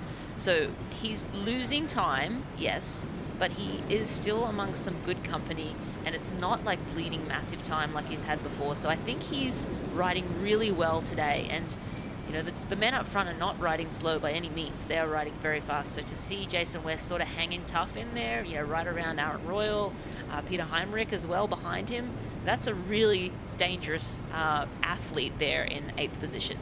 He could really sneak his way up there too. I think a lot of people have written him off this season. He hasn't been performing at his, you know, level that last year he came off the season ranked 3rd in the world, I believe, and he hasn't performed to that level this season, but he is hiding out there in 8th place, and this is a solid day from Jason West so far. So you can see in the bottom right-hand side of your screen, the T100 2024 World Tour leaderboard as it stands. So that is including the positions that everyone is as it stands today here at Lake Las Vegas. Martin Van Riel, he's out in front, 95 points. That's because he sits 3rd in line in this front group on the bike. Magnus Ditlev, he's not here. He's at Kona. Matthias Margirier, we saw him. Miami was a brilliant race from Mattis, and this is kind of the first glimpse of that form I've seen all year. And then the next 2 men in 4th and 5th, Kyle Smith, he's not here. He hasn't raced the last 2 races. He's having some health issues. And Sam Laidlow, he's off in Kona. So real opportunities for Matthias Margirier and even Martin Van Riel to take further steps ahead in the T100 leaderboard for 2024. We're with race leader now, Matthias Margirier, looking super strong. He, of course, got out of the water around 30 seconds down in that chase pack and has made pretty quick work of this bike course. They're around a lap and a half in now, making their way back towards transition. He'll go down this section and then he'll have a nice climb and then back down to the turnaround on lap 2 of 5. So we saw Matthias do this at the US Open, the PTO US Open in 2023 in Milwaukee. We then saw him do it at the first race of the year at Miami. He hasn't done it the rest of the year because he's been injured. He's been struggling with his training consistency. he's back, I think. He's had the first decent block of training since his injury in the lead up to this race, and it's showing itself here today. Do you think that these guys are worried about him, though, or they're just sort of using him to tow them along the bike course? Martin Van Riel isn't worried about anyone. Let me tell you, you spend enough time with Martin Van Riel, and he, head-to-head, he'll back himself to beat anyone on the run. I think the only people he's worried about aren't racing. Like, at dinner the other night, he talked about, yeah, but maybe I wouldn't beat Alex Yee if we were off the bike together. Okay, that's never going to happen. He wasn't mentioning that he was worried about Jason West or just Justus Nyslag or Jelle Geens or Matthias. I don't think he's worried about anyone. Here we have Jason West. Jason on a new bike frame from Ventum in the second half of this season. I know he's really excited about his position here. He's done a lot of work on his bike, his position. He's coached by Nate Wilson, I believe, who is the performance director at EF Education First. So Jason also working with a bike specialist to help take him to the next level. The bike is probably his main area of weakness, but he believes that with his current program and also with the testing he's done on the new Ventum, the aerodynamics he's been working on, that he can really bridge the gap to those top cyclists. I think he has a lot of confidence in really competing at the pointy end of the field when he's healthy and on his game. It's how long he can do it for, right? Because he's lost 1 minute and 30 to this front group. So Matthias, he was with, he's 1 minute 30 behind him now. We've done 30 kilometres, we've got 50 kilometres to go. If he can somewhat hold this, 4 minutes, 3-4 minutes from the lead, Jason West can do anything on a run course like this. That's a podium for Jason West. You would almost, we're in Vegas, you'd probably put $1,000 on that. I'd put some money on that, Well, yes. you'd put a little more. You've got a bit more in your bank account than me, though. Not anymore. I've got 3 kids. Prove it. Yeah, he's riding along with Aaron Royal. Aaron Royal, a phenomenal cyclist himself, so he's in really good company, and his confidence is showing here, just sitting in there, putting his nose in it, and just gritting it out. I'm really liking what I'm seeing from Jason West here today. So from someone who's having a good race, Yuri Kulin, not so much. He's DNF today, the Singapore champion, and he's joined by Rachel. Yeah, Yuri, you had high hopes for this. We spoke on Thursday and you said, I feel this course is a bit like Singapore, where, of course, you won, like Jack just said. DNF'd. Can you tell us what's going on? I think the word Singapore has never been leaving my mouth so much this year, and the people around me. It's kind of, you go from one amazing high to, yeah, some lows, and I try to figure everything out around me, what is going, like all the new steps that I'm getting and all the new steps that I try to take, I try to figure it out, and I think mentally it got the best of me, or like it just got too much of me, and I think I just need to go home and reset.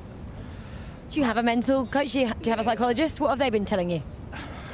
That I'm learning and I'm fighting, and I try to figure it out. It's just like you can't force anything, and yeah, I don't know. I wish I could explain what happened today, but I just really can't. And I think that's maybe the good thing, but as well the sad thing, because yeah, I really can't. When did you start feeling like this? Was it before the race? Was it on the start line? Was it in warm-up? Tuesday when I arrived. And I really thought that it was the jet lag and I was tired, and I said to my dad this morning as well, like, I just want to, you know what it is, and I don't want to cry in front of the camera, but I have that massive chimp on my back and I can't get it off. Yuri, really brave to chat to us on camera. Appreciate your time. Come back stronger.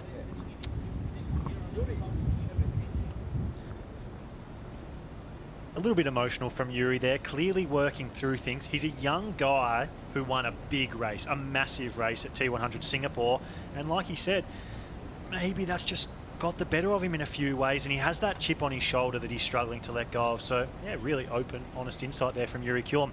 While we were talking to Yuri, we did see that Jason West made the pass on Aaron Royal, so he does move himself up into 7th position now. It's just that Alistair Brownlee and Max Newman group to go, and then the front of the race is in sight for Jason West.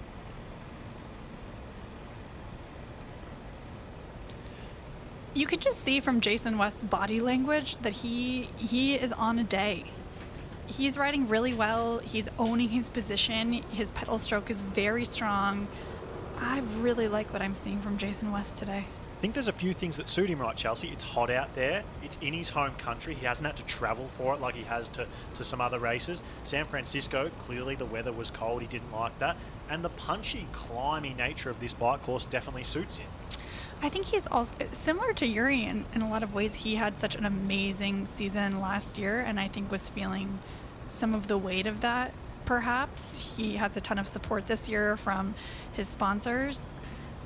Maybe he is getting to a point where he's handling the pressure a little bit better. It's just taken him a bit of time this season. Yeah, and talk a little bit more about that, Chelsea. Just winning a big race and all of a sudden having, now I have sponsors and now I have things that I need to do, and all of those things are taking away from the thing that I need to do, which is just train and focus.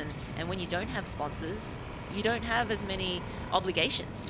I think when you're an underdog, of course, there's less external pressure, but you also have less commitments. When I won Kona that year, I had 0 media obligations. I didn't have to do any pre-race interviews. Jason now, he has meetings with sponsors all the time. He has social media commitments. He has interviews before races where they're asking him how he's going to do, and that can be challenging mentally to handle. If you went back to the start of the year, there was a lot of fantasy triathlon, and Jason West was one of the top 3 men picked in the Fantasy Triathlon League for who was going to win the 2024 T100 World Tour. And now, 6 races in, say if we had have polled everyone before the start of this race, how will Jason West go? I don't think many people would have picked him for a podium, let alone win. So it really has changed so drastically, and we've almost forgotten how good Jason West was at the back end of 2023, whether it be his race at Singapore against Christian Blumenfeld or at the US Open against Jan Frodeno and Christian Blumenfeld, where he got on the podium both times and was deep in the fight for the win. So maybe we're seeing the return of the back of season Jason West. Yeah, and the cream always rises to the top. Sometimes it just takes some of us a bit longer. Here we have Max Newman, another very talented athlete who's had a tough past couple of years. Max is a great cyclist. You can see him hanging tough here with Alistair Brownlee. When do you think we're going to see the best version of Max Newman again? Oh, maybe. I think he needs... The thing with Max is he still hasn't got on top of the issue that's plagued him for 18 months. He had a stressy, he had some ITB syndrome. He's just had stressy is a stress fracture for those. Stress fracture, that's what we call stressy in Australia. So yeah, stress continue, fraction, Jack. stress reaction. Yeah. He did have a stress fracture. I think in his femur at the start of 2023, and then it turned into ITB syndrome. And so with Maxi Newman,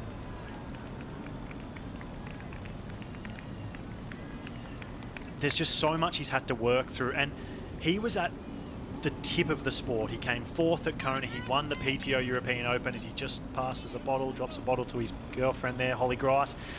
He was at the pinnacle of the sport. He was fighting for the wins in the biggest races, and he was winning some of them. He's then had 18 months where he's barely ran. And so in many ways, he's kind of going back to not square one, but more where he was maybe a year or 2 before he got to the top of the sport. So for him to get back there, it's not as simple as just having one good 6-week training block, because you lose so much over 18 months. You suddenly go from being one of the best in the sport to maybe being 30, 40, 50th best in the world. So for Max, it's actually going to be a long journey back to the top of the sport that starts with just consistent training week after week for probably 6 to 12 months. Yeah, I was going to say, so in that logic, you think about a year from now, barring any more catastrophe or injury, that's when we'll start seeing, the best of Max Newman again. I don't think he's fully training back to normal yet, so that would be if things went well. I think he has to take a break after Dubai, the grand final, and then from there, yeah, maybe 6, 12, 18 months, we might see the Maxi Newman who can compete for the win at the Ironman World Championships and the T100 World Tour. Still great to see him here, though, competing at this level. These are valuable experiences. The T100 is so competitive, so dynamic, that any opportunity you get to be a part of it, to mix it up, is something that you can take to the next event when you really show up as the best version of yourself, fit and healthy. And just looking at the gaps here, there are traditionally in men's triathlon racing, there's big groups of men. This just speaks to the course. We're seeing a group of 3, a gap, Nieschlag, a gap. You have Brownlee and Newman, another gap. West is now isolated by himself, and then another 19 seconds. So everyone's kind of spread out. There's only groups of maybe 2, max 3 athletes together at any one point. But yeah, again, it's kind of like almost an individual time trial here. Not many partnerships forming out on the bike course.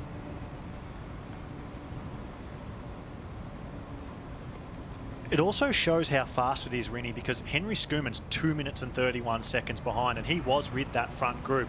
Justin Riel, if you look at the American domestic 70.3 scene and middle distance triathlon scene, he's one of the, and even the full distance scene, he's one of the strongest cyclists in the country. He's 2 minutes and 30 seconds down, and he was only 30 seconds down at one point. So I think there's some little things that show you, and like Fred Funk has not been able to make his way up anywhere near the front of this race. He's over 3 minutes down. So the men out front, this lead group of 3 are pushing so hard that it's just making the day brutal for everyone. But again, I just look at Jason West there, sitting at 141 back. That would not have been something that we would have expected from today with the caliber of athlete and the bikers and the course that we have today. Again, really happy to see Jason bouncing back and showing us what he can do. We would have expected it this time in 2023, right? Absolutely, but yesterday? No way. No way.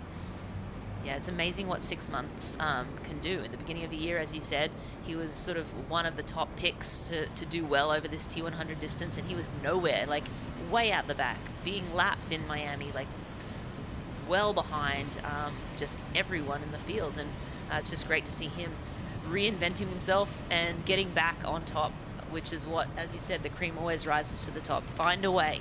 What I love so much about triathlon is that one day can change your life, and one day can change your season and your career even. You just need to hang on long enough through the really tough times to give yourself the chance to seize an opportunity like this. Jason West has the opportunity right now. Saw Maxi Newman shaking out his legs and undoing his right shoe a little bit. So clearly suffering a little bit here, holding onto the wheel of Alistair Brownlee. And I think Alistair Brownlee, he's a minute 36 back. He's kind of potentially paying for that big aggressive move he made out of the penalty tent. He got it back up to a minute. He was about a minute 20 behind, so he gained 20 seconds, and now he's kind of lost 30 seconds again. So combination of that front group led by Mathis Margirier pushing really hard, but Alistair probably also paying a little bit for that big effort out of the penalty tent. He may have realized too that he had lost the front and just needed to stay in the moment, focus on his being a little more conservative. Sam Long here. 6:30 down, Chelsea. This is not a good day for Sam Long. Yeah, I kept saying Sam Long every time I looked out the window. The wind is picking up, wetsuit swim. I just was like, okay, these conditions are perfect for Sam Long. It seems like Sam Long's day, but the beginning of the year, he would have been taking chunks out. As I said, it's amazing what 6 months can do. Chelsea, I've got a few questions for you about Sam Long. Is it time that Sam Long makes a change? His swim is the reason. He's not in this bike race because of his swim. Does he need to make a change? Jack, I worry about Sam Long. He's such a lovely guy. I really like his energy. His bravado is fun for the fans. But when there is no one else guiding the ship, it's hard to not make emotional decisions. We saw Sam Long have such a strong start to the season, but who's holding him back? Who's telling him to take time off? He raced an Ironman 3 weeks ago. Let me tell you how I feel after I race an Ironman. I'm still recovering from knees, and I'm a month out, so I have a hard time believing we're seeing Sam Long at his best today.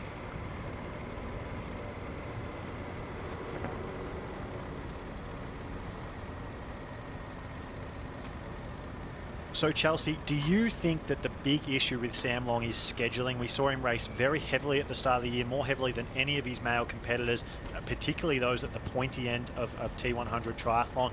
He's then raced the Ironman that he wasn't planned to do but randomly did because he wanted to go and do it, and now he's here at T100 Lake Las Vegas. Is that the big issue, or is there other things that you're worried about with Sam Long? I think there's a couple issues, Jack.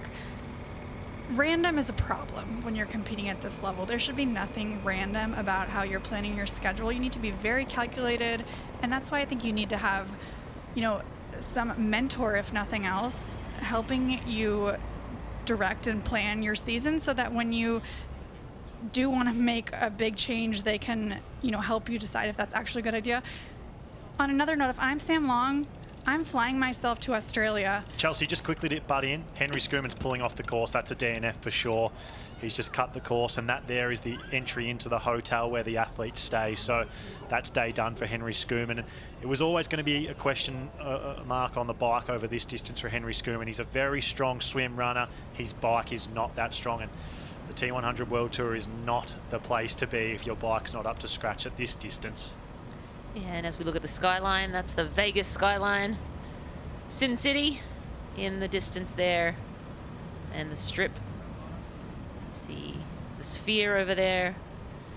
Lots of fun to be had downtown Las Vegas if you have the time and energy and the money. That's definitely where I could picture Chelsea Sodaro and Marinda Carfrae going directly after this race. Maybe 10 years Too ago. bad we're not making any prize money today, otherwise we may put all of it on red. Yes.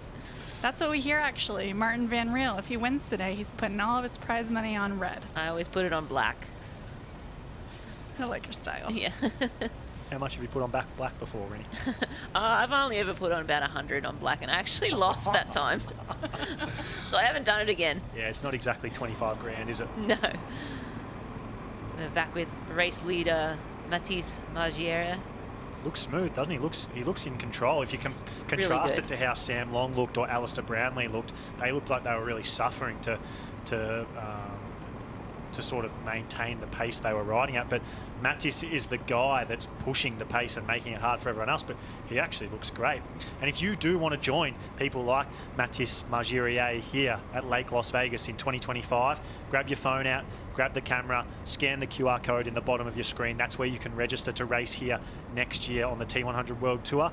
If you like hard courses, if you like the idea of a challenge, this is probably the one to pick. It's most likely going to be quite hot and sunny.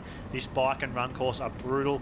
If that kind of floats your boat, come join us here next year at Lake Las Vegas in 2025. And actually the age group, of course, is 4 laps, and it has an extra hill. So the athletes will enjoy a harder bike course than the pros will. But 4 laps for the age groupers on the bike, 6 laps on the run. So wow.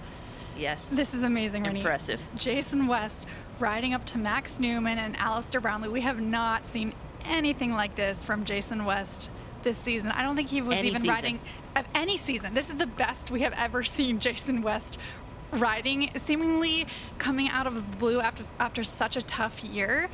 But I think that this is just Jason West at his best. He's riding hard though, Rennie.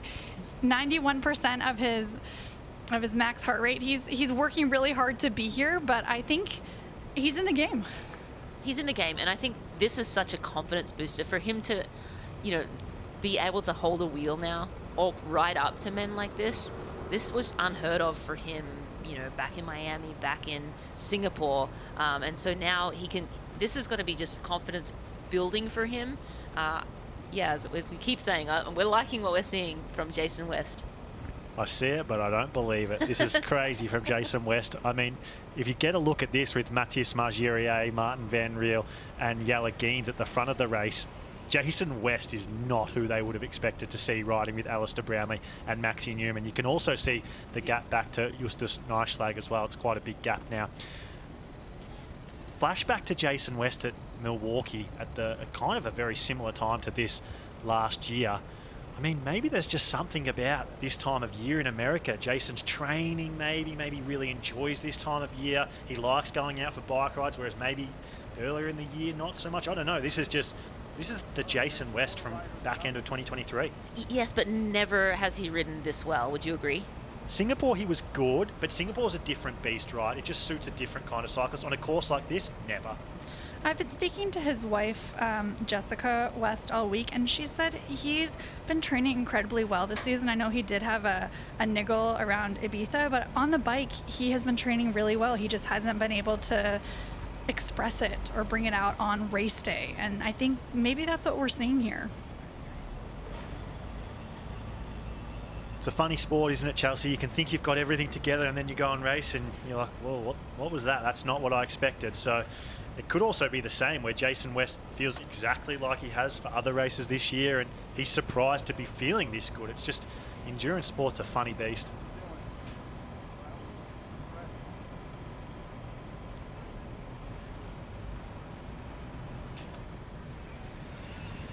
And you see Alistair Brownlee there. And you see Alistair Brownlee there rolling back a little bit. Maxi Newman going around him. Alistair was like, okay, guys, I'm done pushing. Somebody else can take a lead now. Let me sit in for a little bit. But yeah, I think that little push after the penalty, maybe Alistair Brownlee might be feeling a little bit of the pinch of that now. Alistair Brownlee and Maxi Newman will be surprised to see Jason West bridging up to them. This is not who they expected to be riding with today. Do you think that they'll be worried about their own performance when they see Jason West coming up? Well, we talked about Alistair Brownlee and, you know, his use of colourful language and how he likes to speak during races to his competitors. Maxi Newman is exactly the same. Him and Aaron Royal, sharing a few choice words at Ibiza there.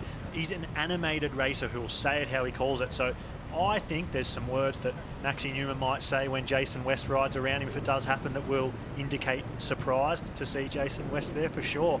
I don't think they'll be really happy to see him there, because I don't think they'll back themselves to run with him. So I think they would have preferred if he was 3 or 4 minutes back. And yeah, another man who hasn't quite had the consistent season that he had last year, Peter Hemerick. He's about to latch onto the back as well. And Nico the man in ninth, the young German sensation, he's also just behind Peter Hemerick as well. So Jason West and Peter Hemerick, they've both had great races at Singapore, and they're both here at the front of the race today. So maybe it is a course that does suit a similar type of athlete. I spoke with Peter Hemerick in the elevator yesterday, asking him how his prep was going. And he told me he's the only athlete competing in Kona who showed up here to race in Lake Las Vegas. And he says he's either doing something very wrong or something very right. Yeah, I saw that as well, and I was shocked that he was going to turn around and try and race in Kona too. We'll see how that plays out. But so far, it's looking good for today here in Las Vegas. Have just had word that Peter Hemerick does have a 30-second penalty to serve. So that's usually for like a blocking type penalty.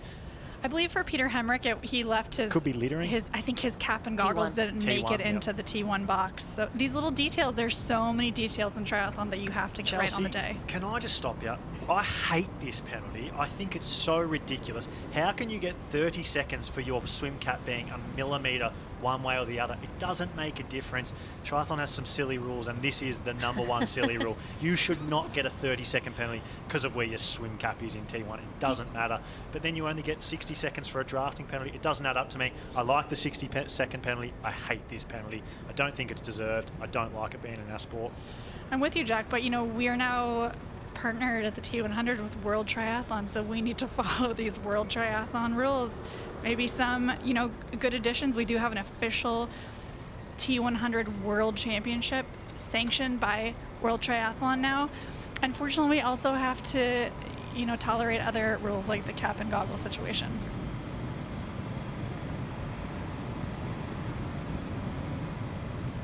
So if there was a rules meeting at the end of the year, Chelsea, in your opinion, scrap that rule? If I ran the world, Jack, I might scrap a few rules. Probably the cap and goggles rule. I don't think, here's the deal. It's not hurting anybody if your cap and goggles don't make it into T1. This is not ITU where the transitions are so important. You don't get any advantage from it. Yeah, exactly. Absolutely. I think that is the main objective of giving penalties. If you've been given a competitive advantage, then there should be a penalty given. And this is just unfortunately one of those rules that exist. Dinosaur rule, we call them. Well, if there is a rule there, though, then we should be following it. Absolutely. And, these athletes know the rules well in advance. He would have known the rule before the race. Sometimes the athletes sort of throw it and don't see it, and sort of bounce in, bounce out, or just sort of hit the side and maybe not go in. And just unfortunate for him to have to serve that 30-second penalty in T2.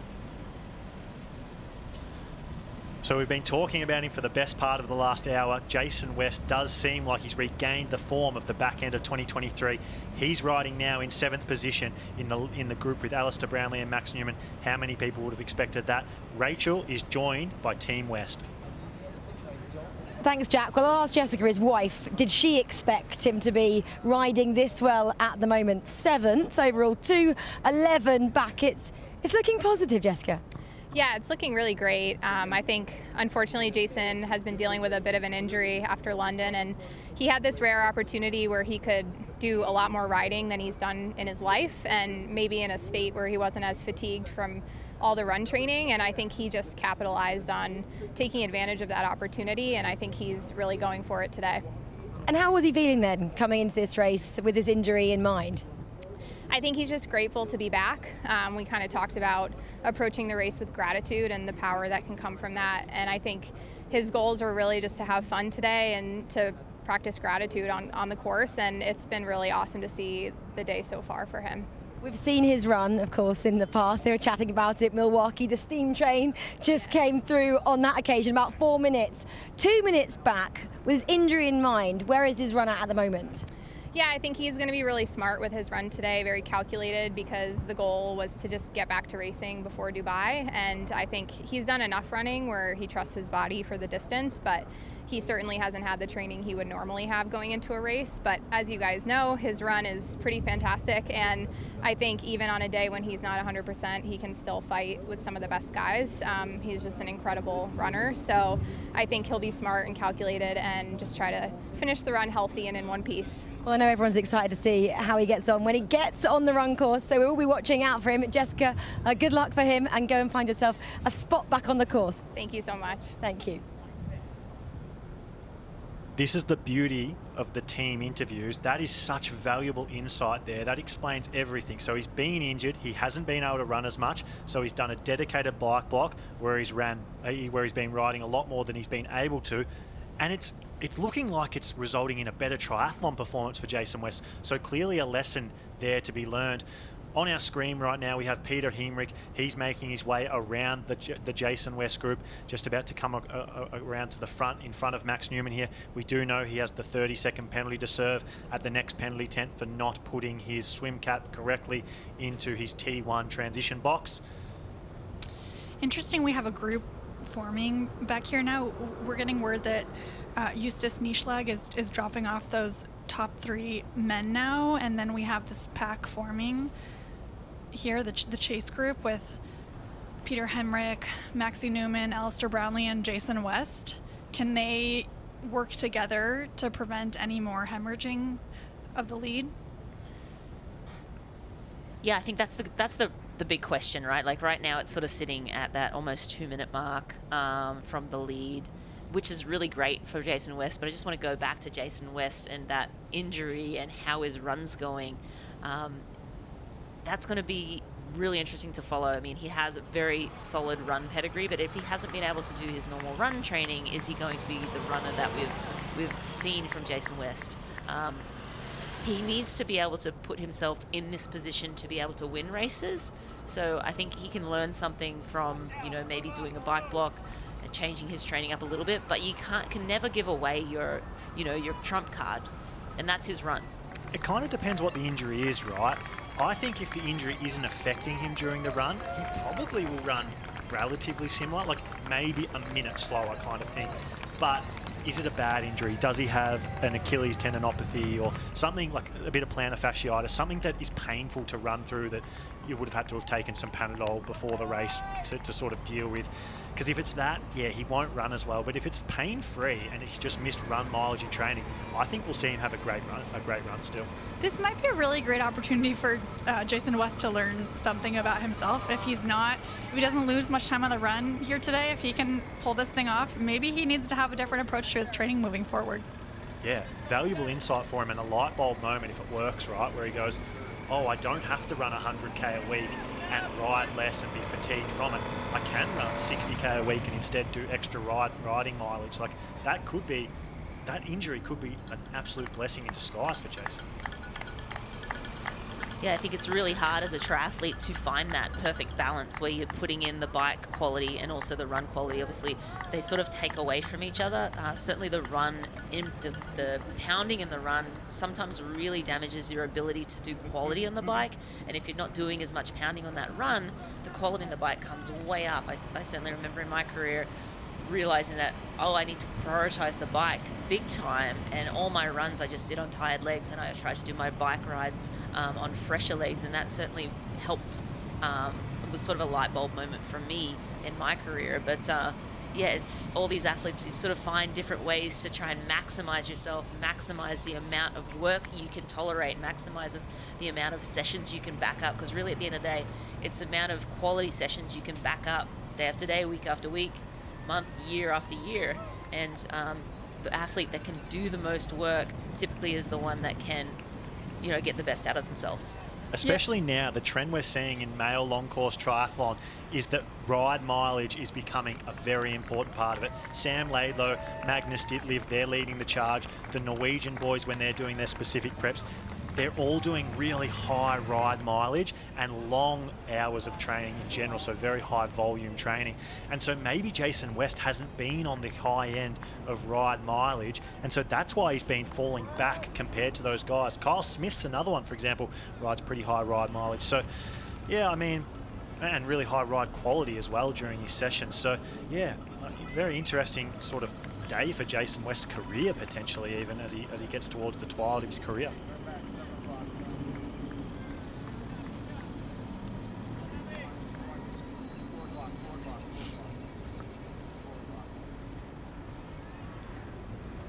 So that was eyes on Nico the man right there. He's in front of Alistair Brownlee. This is kind of solidified as the chase pack out on field. Nico, a man that not many people know about, part of a very strong young German.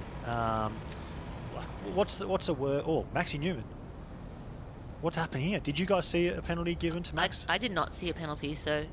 It's obviously drafting to be served there. It's clearly a minute penalty for drafting. He looks pretty relaxed though, doesn't he? Oh, it's Max. He'll be angry, trust me. It's hard to see his facial expressions from this angle, but... If there's one thing you can be guaranteed about Maxi... He's angry. Oh, yeah. He's an angry man. He's an Australian country kid.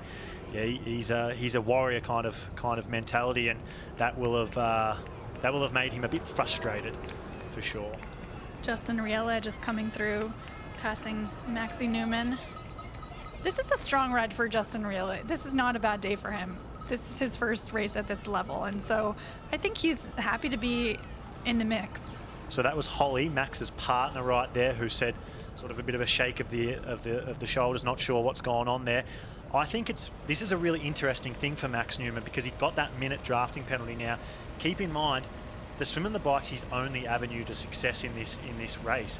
His run is not there. He's going to have a slow run. So for Max, you've got to imagine it's completely demoralizing, because he's in this chase group, but he's not at the front of the race. He's now behind them. He's been passed by Justin Riel for 11th.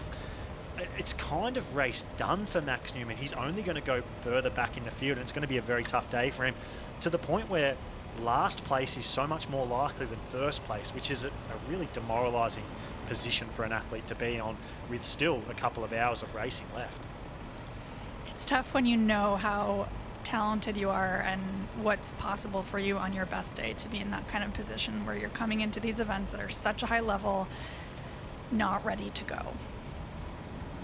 Yeah, but at some point you do need to just rip the band-aid and go and race and sort of feel where the competition is at. If you're not going to damage yourself further, of course. If your injury is such that if you race, it's going to be at the detriment to your future or your recovery, of course you wouldn't go and race. But yeah, I mean, to your point, Chelsea, you're right. Racing the best men in the best form across this format, it's just so hard to have even a small chink in the armor, let alone a big injury, knowing you're going to bike, swim well, bike's not quite where it used to be. You're just got to drop back all day. So kind of demoralizing to come in and with that mindset or that knowing into a race. The thing with Max is that he's contractually obligated to be at these races. He was one of the few athletes who said, I'm focusing on T100. He didn't want to do any other racing.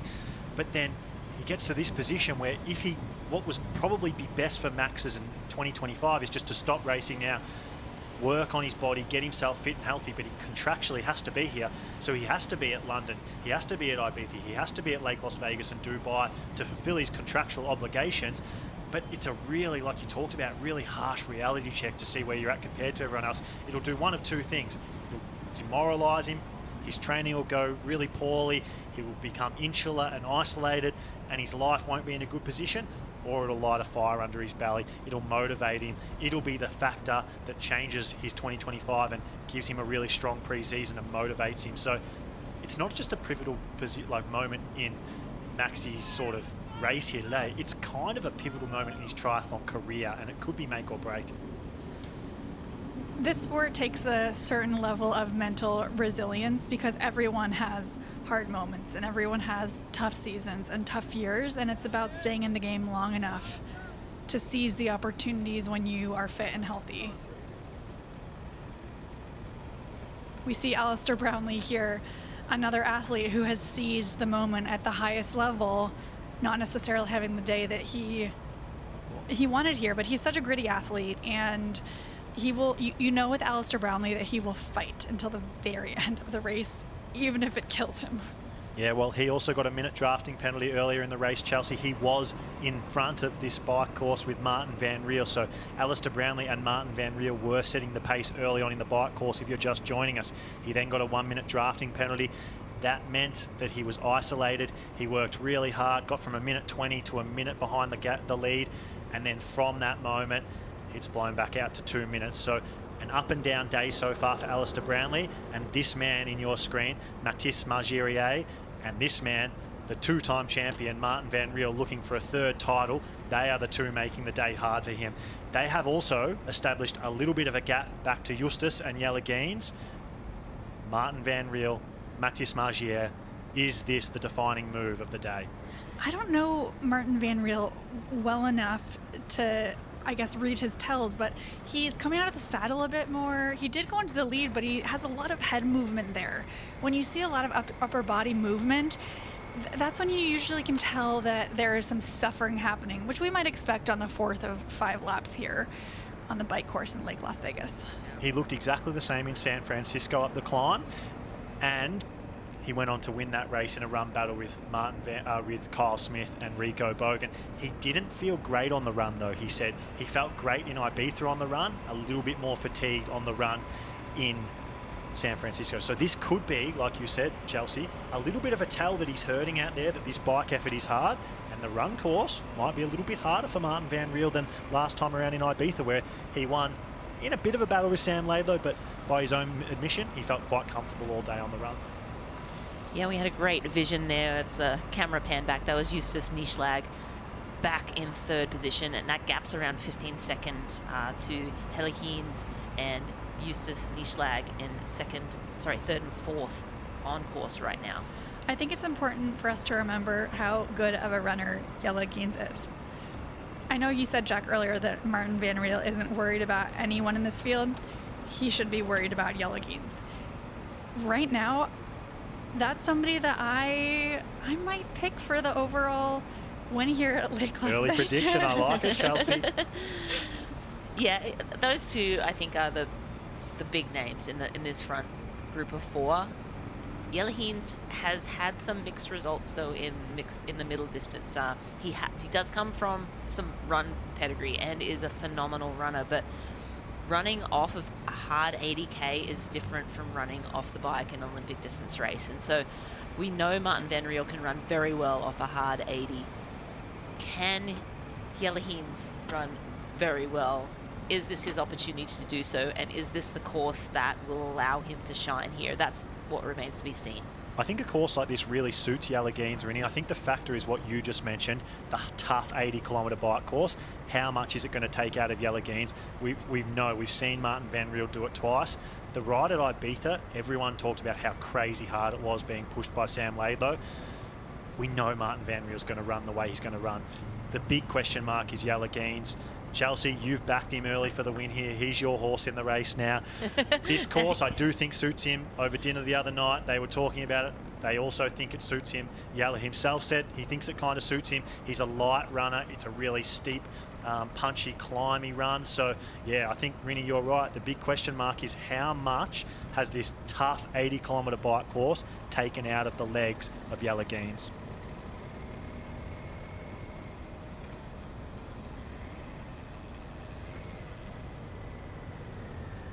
The man on your screen, Mathis Margirier, he might be one of the big stories today. You can see that they've established that gap to Justus and Jelle. It's about 15 seconds right now. Matthias has had an up and down season. He, like Maxi Newman, has dealt with a season full of injury. He started the year really strong and ended 2023 really strong at the US Open and then at Miami. He then had a really tough middle part of the season, but he's clearly back today. This is the best Matthias Margerier we've seen since Miami. It sounds like Matthias Margerier also has a new bike, and I guess he's really dialed this in since Ibiza, so maybe that's why we're seeing, you know, this level of performance here today. Just a new P5, pretty similar. It's a slightly different frame, not too different. Very similar position to what he had on his old P5. In my opinion, it really is just that he is back training. Every time you talk to him the last few races on tour, just injured, struggling, getting back into training. This is the first week you talk to him where he's fully back, fully confident. So I do think it is more about the work that he's been able to do in training, as it usually is for most triathletes, you know. And Jason West is an example of that, 2:10 back from the lead still, which 23 kilometers to go. I mean, it's not out of the question, but yeah, the training that he's done on the bike clearly showing itself on the race, whereas you flash back to San Francisco, he was so far back on the bike. He was completely out of the race 30 kilometers into the bike. So yeah, this will be, if he can maintain this gap, you know, that 2:30 at the end off, this will be the closest he will have ever been to the lead in a T100 or PTO event, which is incredible.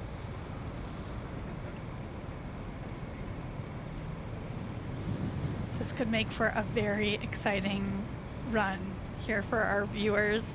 I'm just hoping that we can get this magical day to develop with Martin Van Riel hammering it out at the front with Jelle Geens, Jason West coming from behind. It could happen. We could have a very close finish on our hands. Alistair Brownlee too, no slip when it comes to running as well. So yeah, some big names in the front, men who can run.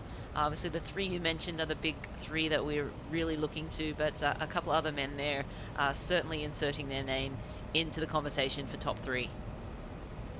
Couldn't be more different to the women's race. At this stage of the women's race, it was, look, it looks like Taylor's probably going to win. Can Julie Durong catch her? But that was the story of the day. Here, look, there's probably 4 or 5 men who could win, maybe even 6 or 7. Could Jason West win? Could Alistair Brownlee win? Could Nico the man win? Peter Heinrich, he's ran well. Jelle Geens, Chelsea, you've already picked him. He can win. Justus is a great runner, and this course really suits him. Matthias on his day can do anything, and Martin Van Riel, well, we know what he can do. He's won the last 2. I love it. I love that we're seeing racing that's unpredictable. We don't know who's going to win. We've got 20 kilometres to go on the bike. We've got an 18-kilometre brutal run course, savage run course, as Taylor Knibb called it, 500 metres of elevation gain. And it could be any one of these 6, 7, 8 men who could win it. So this is the beauty of T100 racing, when you get to see the best race the best in the best shape. Jason West still attacking this bike course. You can see him really keeping his head low. He's very disciplined in this position. What he's holding right now, that's not an easy position to hold. You can tell that he's put in a lot of work, a lot of time out on the roads in his home of Longmont, Colorado, to dial in this setup. And you can just see the focus. You can almost feel the focus with Jason West right now. He's just gritting away, hanging in there, just stay with it, just stay with it, just stay with it, keep pushing, keep pushing. I think keeping himself positive, and you know he has like that momentum, just being with these men who in past races would have rolled right by him, or he actually would never even see Alistair Brownlee or anyone like that in past races. To be where he is right now, I think he's just super confident, but just it's almost like stay here, stay in the moment, keep pushing, still a lap to go, don't lose focus. I think there's a very busy mind in this sort of situation right now. This is fun though. This is where you want to be when you're Jason Absolutely. West. You know you have this run weapon in your back pocket. You're riding with probably some of your heroes in triathlon in Alistair Brownlee, and honestly he's having the race of his life at the moment. Yeah, I just hope we see the Jason West run the textbook run that we have been accustomed to from Jason. So super excited to see the men come off the bike now. We got another lap to go here. 20K, just under 20K left on this bike leg. The men are on their 4th lap of 5. We are with race leader Mathis Magiera.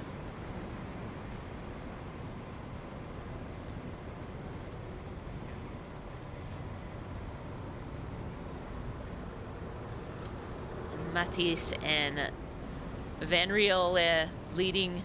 We have about 23 seconds now, so they're making, taking seconds away from Helleheens and Eustace Nieslag, who are in 3rd and 4th, ever so slightly taking seconds away from them. That next group now sitting still around just over 2 minutes. Heinrich, Mann, Brownlee, and West sitting on the back there. So a super group of 4 men there sitting around 2 minutes. And then the time gaps really start to blow out a little bit with really down in 9th place, 3:53 back, and Aaron Royal sitting in 10th at 3:57 back from the lead right now. If you're Jason West right now, do you try to make a big push to overtake this group and get even closer to the front of the race coming off the bike, or do you just sit here and tuck in and conserve energy until the run? I think he just sits here. I think this is a great position to be in. I don't think you want to try and overtake. Every time you overtake an athlete, it's kind of spiking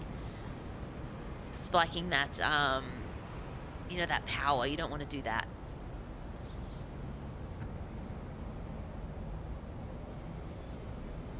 A little bit of a wobble there entering the roundabout for Mathis. Nothing major though, but you did see Martin pushing really hard through that technical section, and Mathis taking it a little bit more easy and then having to work hard to catch back up. It is a technical bike course, this one. Yeah, I think it's just you just can't lose focus at any moment, because as we saw there, he just sort of maybe wasn't paying full attention as he entered that roundabout, and you saw him wiggle a little bit. Obviously nothing really in it, but easily, you could run and hit a cone. You could be race over for you. So you just want to keep focused. These athletes are getting to the late stages of the bike, 50-60 kilometers in now, so a lot of hard riding done. Still 17 kilometers to go. You just need to keep that focus all the way through to the end. Yeah, just a minute ago we saw Matthias Margeria take on some nutrition. They're trying to front load right now, so you may see several of the men taking on as many calories as they can in this last section of the bike. There's a trend in triathlon and endurance sports to be consuming as many carbohydrates as possible on the bike ride, so they've topped up their glycogen stores going into the run. We hear of athletes taking on anywhere from 150 to even 200 grams of carbs an hour. That's insane.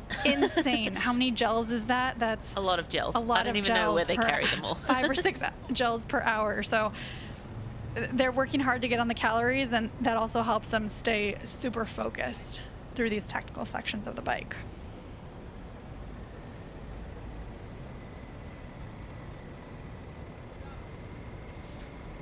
So with race leaders here, Martin Van Riel in the front there, Mathis Margeria sitting in 2nd place, Nieslag in 3rd, Helleheens in 4th, and again, Helleheens, an athlete we are keenly interested in seeing how he can run off the bike here in Lake Las Vegas. Again, we think this course will really lend itself to his style of running. But the question is, how much will this 80 kilometers take out of his legs, this hard 80K? He is sitting in a great position right now, just 30 seconds off the lead, but this is the man they're all chasing right now, Martin Van Riel, 2-time champ at the T100 so far this year. We saw Taylor Neeb. She took it from 2 from 2 to 3 from 3 today. Martin Van Riel, he currently sits at 2 from 2, winning T100 San Francisco and the last time out at T100 Ibiza. Here for the penultimate stop at the T100 World Tour in 2024, can Martin Van Riel take his overall standings to 105 points, putting himself in complete control of the World Tour this year and take that one step closer to becoming the overall T100 World Tour champion? right now he could not be in a better position. With 16.8 kilometres to go on the bike, he finds himself out in front. Only Mathis Margirier able to hold on. They're about 30 seconds ahead of the chase group.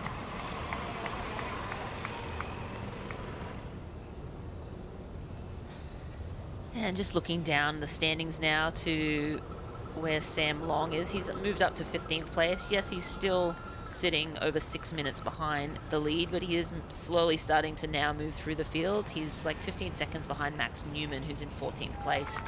So slowly moving through the field. Of course, Max Newman having a drafting penalty. He served on the last lap, so that was a 1-minute penalty that he had to serve on that last lap. Athletes now rounding the corner. They will enter their 5th and final lap on this 5-lap bike course here in Lake Las Vegas.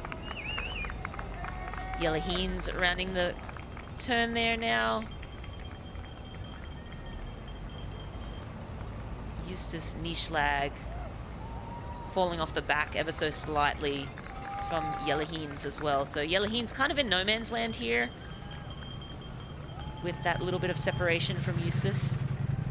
I wonder how hard he is trying to bridge that gap, Rinny, Jelle, whether he's trying really hard to get across because he realises that's the front of the race. Is he just riding within himself and at his own tempo? Because if he is, that's a really good sign, because he's only about that 20-25 seconds behind Martin Van Riel. And I think if you gave him the choice at the start of the race, hey, you're going to come off the bike 20-25 seconds behind Martin Van Riel, do you take it?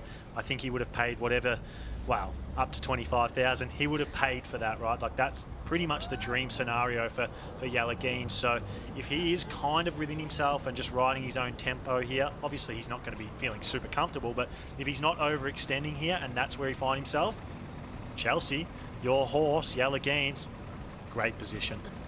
Jelle Heens is just a natural runner. We'll see when he gets here on the screen if he's feeling decently well. He just has a beautiful stride. He bounces along the road, so I'm quite curious to see the battle we may have on our hands. He did look like he was putting a lot of effort in. He did look like he was really trying to make inroads on that. And we see the pass here. This is Jason West passing Alistair Brownlee now on this downhill. They'll do a sweeping right turn to head back to transition from this section right here. U-turn at the bottom and they'll come back up. So they will then enter their 5th and final lap. A course like this in some ways does suit a smaller athlete like Jelle Heens or Jason West, who can get up the hills fairly quickly. The challenging part is on the grindier descents, like we have coming from the turnaround, the far out turnaround. That is a long stretch that's more of a gradual downhill where the men will be putting in a lot of power.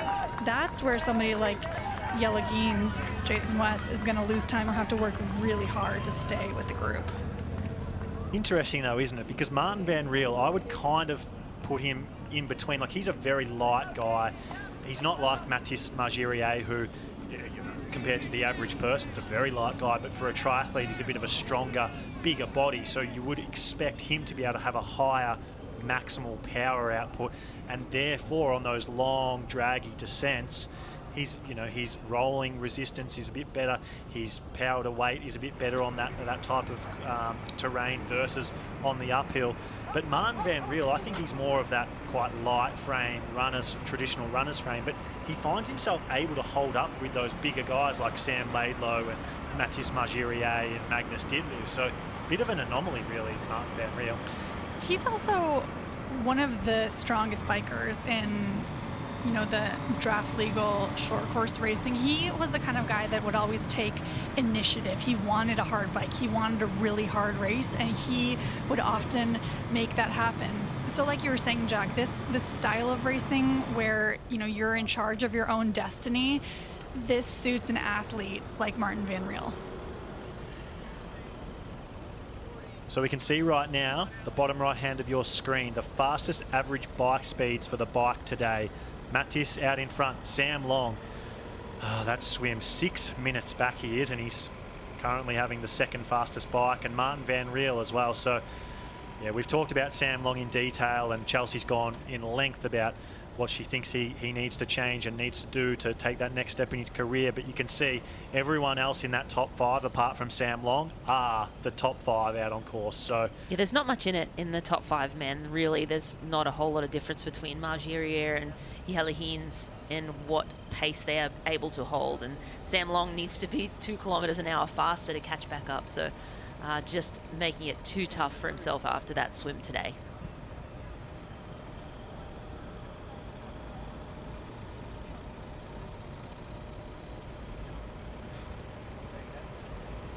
This is the Jason West group. We are back with Jason West here. Small gap there to the athletes right in front of him. That would be Heimrich and Brownlee. He's actually overtaken Brownlee, yeah. Yes. Just a small gap to Heimrich and Nico Mann. That's right, yes. Riding really well, though. I think we're all just happy to see Jason West back on track. Such a nice guy. Like, you feel sorry for him when he's not racing well because of how nice he is.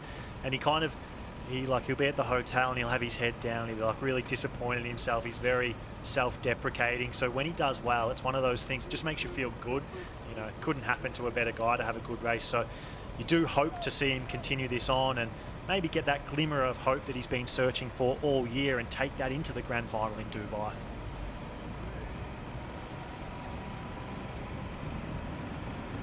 They're flying down this section of the course.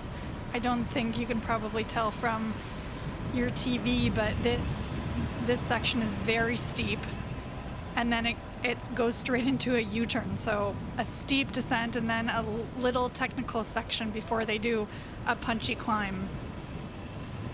85 plus kilometers an hour with the women down this section.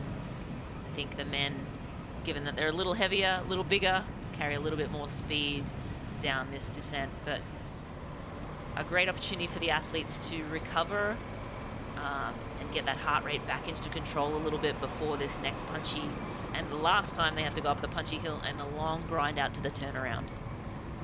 It's hot out there now, Rinny, but it has kind of cooled down a little bit. The men started at probably about the hottest point of the day, but just putting my hand outside before, it feels quite a bit cooler now. So maybe we're not going to see the chaos and the brutal conditions that we saw for the women on the run. They were getting into the hottest part of the day, whereas now the afternoon air does seem to be cooling down and the run might not be as brutal out there. We can only hope. I think the course itself is savage enough and brutal enough. Having a crazy hot day, I think it would have just been carnage out here in this course. This course is hard enough without the temperature being a factor as well. So yeah, the desert is funny like that. It cools down nicely in the afternoon in the winter time. And thankfully a week ago we would have had 90 plus degree temps.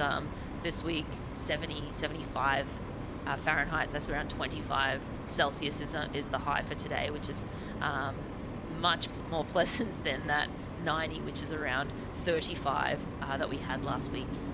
I expected much windier conditions too, having been out on the course around this time of day for the past week, but it's not too gnarly out there. We're not getting a lot of movement in the trees, and the men really maybe lucked out with these conditions as the course is so challenging on its own. So 10 kilometers to go here at T100 Lake Las Vegas.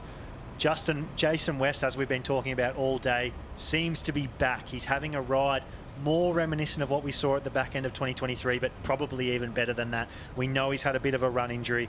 Team West told us that on one of the mid-race interviews. So the big question for Jason West, yes, he's in 7th place. Yes, he's within striking distance if it is the Jason West we know from Milwaukee in 2023 and Singapore 2023 and that run shape that we've seen him have. However, can he run that fast with this lingering injury? That's one of the storylines. We've also got the return of Mathis Margerier out in front. He struggled all year with injury himself, but he's back today and he's out in front of this race with the 2-time champion, San Francisco champion and Ibiza champion, Martin Van Riel, right on his wheel. If Martin Van Riel can win today, that makes it 3 from 3 and makes him very, very hard to beat for the overall World Championship title. Jelle Heens It's his debut this year on the T100 World Tour, and he finds himself in third. Then we've got the strong European brigade continuing behind. Peter Hemrich, can he bounce back? We know he's the Singapore specialist, but what can he do on a course that's not Singapore? Nico the man, he's right there in front of Jason West, as you can see.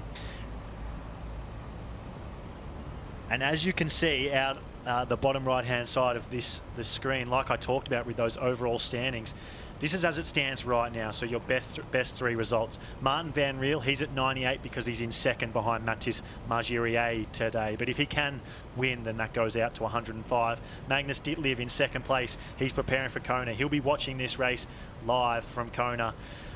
I think he might be cheering for Mathis Margirier and Jelle Geens to run well and maybe push Martin Van Riel back to third. Seems unlikely, but that's what Magnus Ditlev will be cheering for. And hey, look at Mathis Margirier. He's the big mover now, moving up into third, with Kyle Smith missing the last two races and Sam Laidlow missing today here at Lake Las Vegas. Yeah, so a lot of these athletes looking to better that third score. So we have Sam Long, he needs to get better than 8th to replace one of his scores. Alistair Brownlee, better than 8th as well. Matisse, better than 10th, which hopefully he will hang in there and do. Heinrich, he needs to be better than 10th. Fred Funk, if he can hang in there and get better than 9th, that will be a better score for him and help him move up the rankings. So lots of mini goals for these athletes out there, not just the overall for today.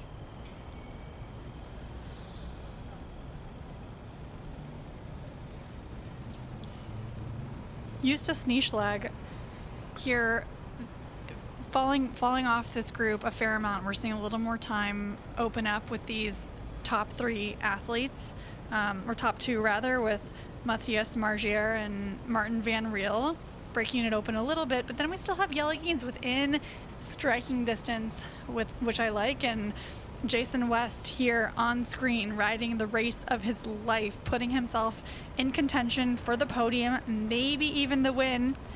If Jason West is able to produce the kind of run we know he's capable of, he's going to make today very, very interesting. Yeah, it's setting up for an amazing run out there today. 220, 222 right now, sitting in 7th place, in amongst Nick Mann, Peter Heinrich. These are some of the best cyclists in our sport, and Jason West just was never in this conversation. So yeah, just riding the race of his life. I just want to see Jason be able to go out and do his textbook run. We obviously have some phenomenal runners up ahead with a lead in front of him, but Jason West just, man, he can run. When that guy goes, it's just incredible to watch. He will potentially have some help with him. We know they've distanced Alistair Brownlee, but Nico, the man, is right there with Jason West, as is Peter Hemrich. Both of those men on their day are brilliant runners. We've seen what Peter Hemrich has done in Singapore. Okay, Jason West has run faster there, but it could be a little bit of help if Jason West is slightly underdone. And Nico, the man, I think potentially the run's his strength. You know, we've seen him run 1:11 off the bike twice, I think, for both of his victories over the 70.3 distance. I would say he's potentially as good a runner as he is cyclist, and we're seeing that he's riding in 6th position right now. So that little group around Jason West with Jason, Peter Hemrich and Nico the man, that's a strong running group. But look at this, Jack. This is Jelle Geens there, and that's the group of 2 just up ahead of him. He's bridging back on. That tells me that he's got very strong legs, that he has the ability to ride back up to them, and they will be working hard, will have been working hard to get rid of him. They're not going to take their foot off the accelerator by any means, but Jelle Geens realizing now, if I want to win this race, I want to be as close to the front, as close to Mr. Van Riel as I possibly can at the end of the bike. We just saw that they crossed paths with Alistair Brownlee over the other side, and I touched on it, but he's really dropped back over the past 10 kilometres. He's now 3 minutes and 20 seconds back. So, yeah, Alistair Brownlee paying for the earlier effort, potentially. This is really interesting, Chelsea. You've bet on Jelle Geens halfway through the bike. It's Martin Van Riel, Mathis Margirier and Jelle Geens head to head right now. And Jelle Geens might be the favourite.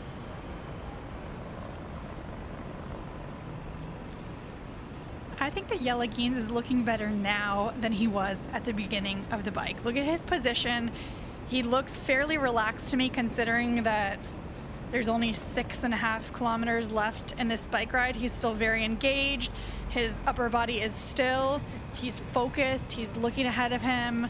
Sometimes when you see these athletes putting their head down, the tip of their helmet coming up, it means they're really tired, and they're actually slowing themselves down when they're doing that.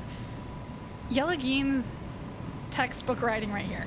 So we know Yelageen's has a pedigree over the short distance, particularly over 5K. He is very, very fast over 5K off the bike. He hasn't proven it over middle distance yet. Like, he ran 1:14 at Zal MC, which is way off the pace. He's ran 1:12, 1:11. He did run a 1:08 in 2023. That's his best run, but yeah, he's only ran 1:11, 1:12, 1:14 this year. That's not enough to beat Martin Van Riel if he has a day like that. The question is not, will he have a day like that? It's, can he have a day like we've seen over the short distance, over the 5 and 10K? He has been focusing on this now. Has he shifted his training a little bit to be more specific over this distance? Because if we see the Yelageen's that we see over 5 and 10K, Martin Van Riel should be very, very worried. And we are joined by Team Yelageen's right now with Rachel. Yes, I am. I've got his mum here, Nicole. It's getting exciting. Okay, third, 12 seconds behind. Jack was just saying, we know what he can do over 5 and 10K. 18K, slightly different. What can he do on the run? It will depend on how his legs feel after the bike. I mean, if he has his good running legs, he will close the gap like that. But you don't know. You don't know. So let's wait and see how he comes off the bike. He's been doing a lot of 70.3s recently, so he's got this half distance in his legs, and that's been going pretty well too. Yes, it did. He came off Paris, which was a big disappointment because of his illness. Then he went Tallinn, he came third.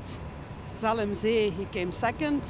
Oh, first, maybe, in the water here. Yeah, because actually he began fourth in beginning of the year somewhere, I don't know, 70.3, then 3.2, so yeah, let's hope. Martin's worried about him. Yella, has he said anything about Martin? Martin is very good at this distance, so yeah, they know each other in and out. They've been doing triathlon with each other from when they're 15, 16 years old in Belgium, so they know each other through and through. And it will depend on how his legs are after the bike. This is going to be exciting. Martin. Yes. This is going to be, it's a battle of the Belgians. It might come down to this in the run, guys. This is going to be great. Nicole, thank you. Go and enjoy it from the sidelines. Okay, see you. Bye. Gosh, these triathletes, they're so nice, aren't they? Their families are so lovely. When Martin Van Riel and Yelageen's get out onto the run course, I don't think the niceties are going to last very long. No, every man for himself, that's for sure. But really great to hear from Yelageen's mum there. Super sweet. And awesome to hear a little backstory that, you know, those two boys have been racing against each other since they were 15 years old. They know each other so well. And perhaps why Van Riel mentioned Yelageen's at the beginning of the race today. But again, athletes that raced Paris seem to be doing very well here today. So it seems like that was a good time to peak, and now athletes are coming back up, or the course is lending itself to the Olympic distance athlete, the more punchy athlete, which is, I think, more likely what's happening today. Yelageen's also a dad. He has a very young daughter. Maybe we have some new daddy legs in the field here. Dad strength, yeah. Not working that well for Sam Long, but that's more his arms, isn't it? His legs are actually pretty good, but 5:30 down, not the best for new dad Sam Long. Yelageen's also about to move to Australia, so he's about to be, well, I was going to say he's about to join us, Rinny, but you haven't lived in Australia for about 25 years, so you're hey, more an American. Easy. I'm going back in a week. I can't wait to go back home to Australia. Jack keeps giving me a hard time that I'm not Australian anymore, I'm American. We're happy to have you here, Rinny. Land of the free, Rinny, land of the free. I'm Australian through and through. Out of the saddle here, Matthias Margerier. This is a tough part of the race now. I don't care how good you've been feeling throughout the swim and the bike. One more time over this hill. One more time over this hill. One more time over. They're tired of this course now. Yes, they're ready to get off now. So it doesn't matter if you're a super biker, you love to bike. I think at this point of the race, you're ready to get off. And you see, Chelsea was talking about on the last lap, athletes are trying to get in those last calories. He's trying to just grab a couple more calories before he hops onto the run. Mathis Margirier finding form at the right part of the year. We're here at the penultimate race of the T100 World Tour in 2024. One stop left. That's the grand final in Dubai.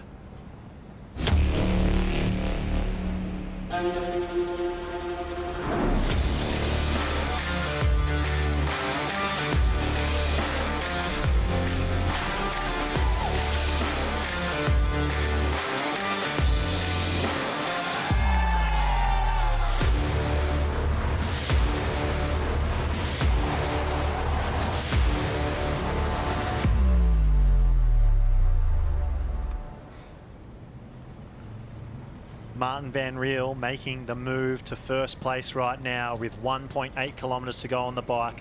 Mathis Margirier has spent a lot of time at the front of the bike. To me, it kind of looks like Martin and Matthias have slowed up. They've eased off. It kind of has felt like that for about the last 5 or 6 Ks of this last lap. And you can just see, if you pan back, there we go. Yalagines has tagged on to the back of this group. I feel it's a little bit because Yalagines was riding well, but I think you can see in Mathis and Martin that they have eased off a bit. Like, it's very obvious when you look at Martin there that he's not riding as hard as what he was. That suggests one thing and one thing only. The run is on these men's mind. They know how hard it is. They know that this is where the race is going to be won. It's Yalagines versus Mathis Margirier versus Martin Van Riel, and this, it looks like, is where the win will come from.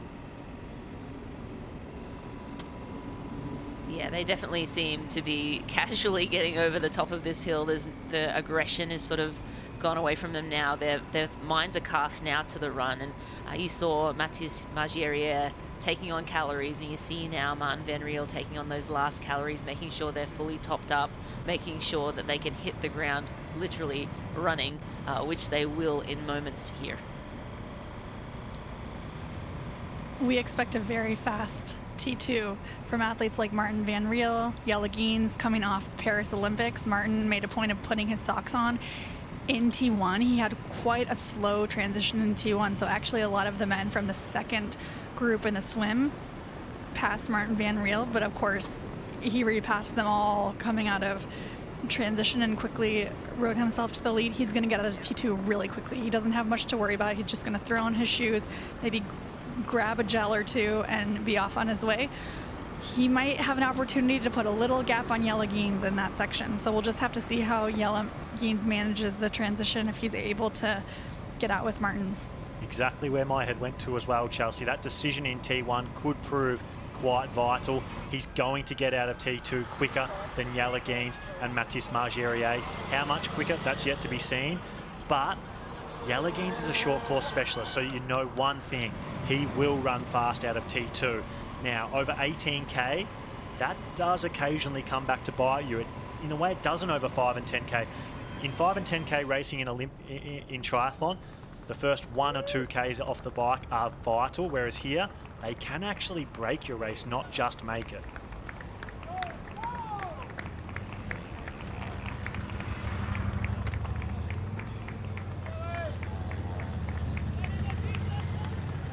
Athletes making their final turnaround at the bottom of the course there. They will head up past the penalty box, take a hard right into transition 2, and then we will be in for a running race. Ladies and gentlemen, this is going to be a gloves off sort of run.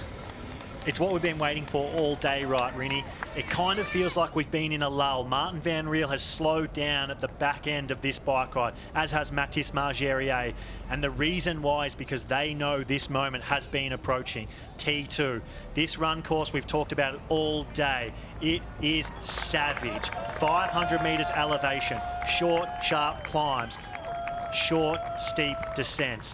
Grass, dirt, it's relentless, it doesn't give up. We have Martin Van Riel here, who has shown that he is the strongest runner over 18 kilometres both times he's done the distance. He won Ibiza, he won San Francisco. He looks cooked. He looks like that bike has really taken it out of him. He hasn't looked like that entering T2 at either of the races he's done. That doesn't mean he's not going to run well. It just means that was a tough bike ride, and he's about to face a tough 18-kilometre run. Because he put those socks on in T1, he gets the early jump out of T2. T2. His big rival right now, that man just to the left of your screen, Jelle Geens.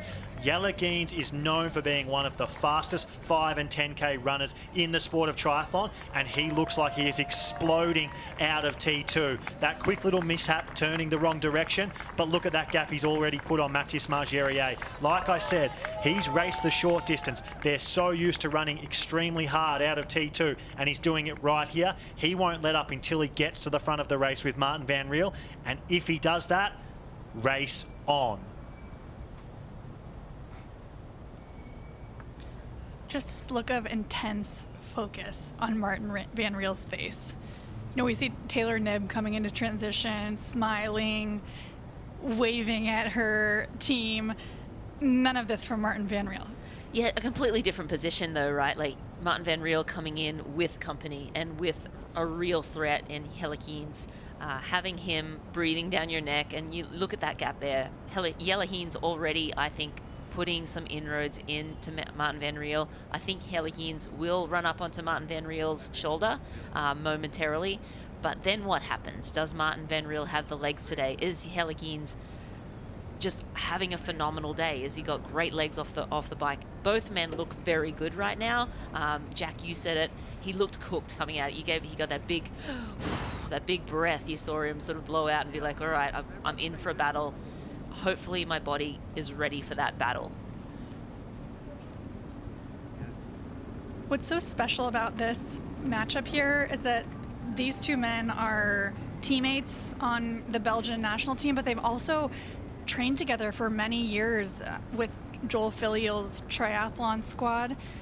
They know their strengths and weaknesses inside and out. They'll be playing mind games with each other. It's going to be exciting. It's Peter Heinrich now in transition 2. I believe he has a 30-second stop-go penalty. It looks like he was just being told that then. It doesn't look like he served it already. I'm not actually sure where that position is. It is in transition, and he can serve that penalty on any lap. It doesn't have to be right now, so it does look like he just got word. We saw Jason West and Nico the man exiting T2 as well. Two brilliant runners. We've heard about Jason West potentially having a bit of a run injury.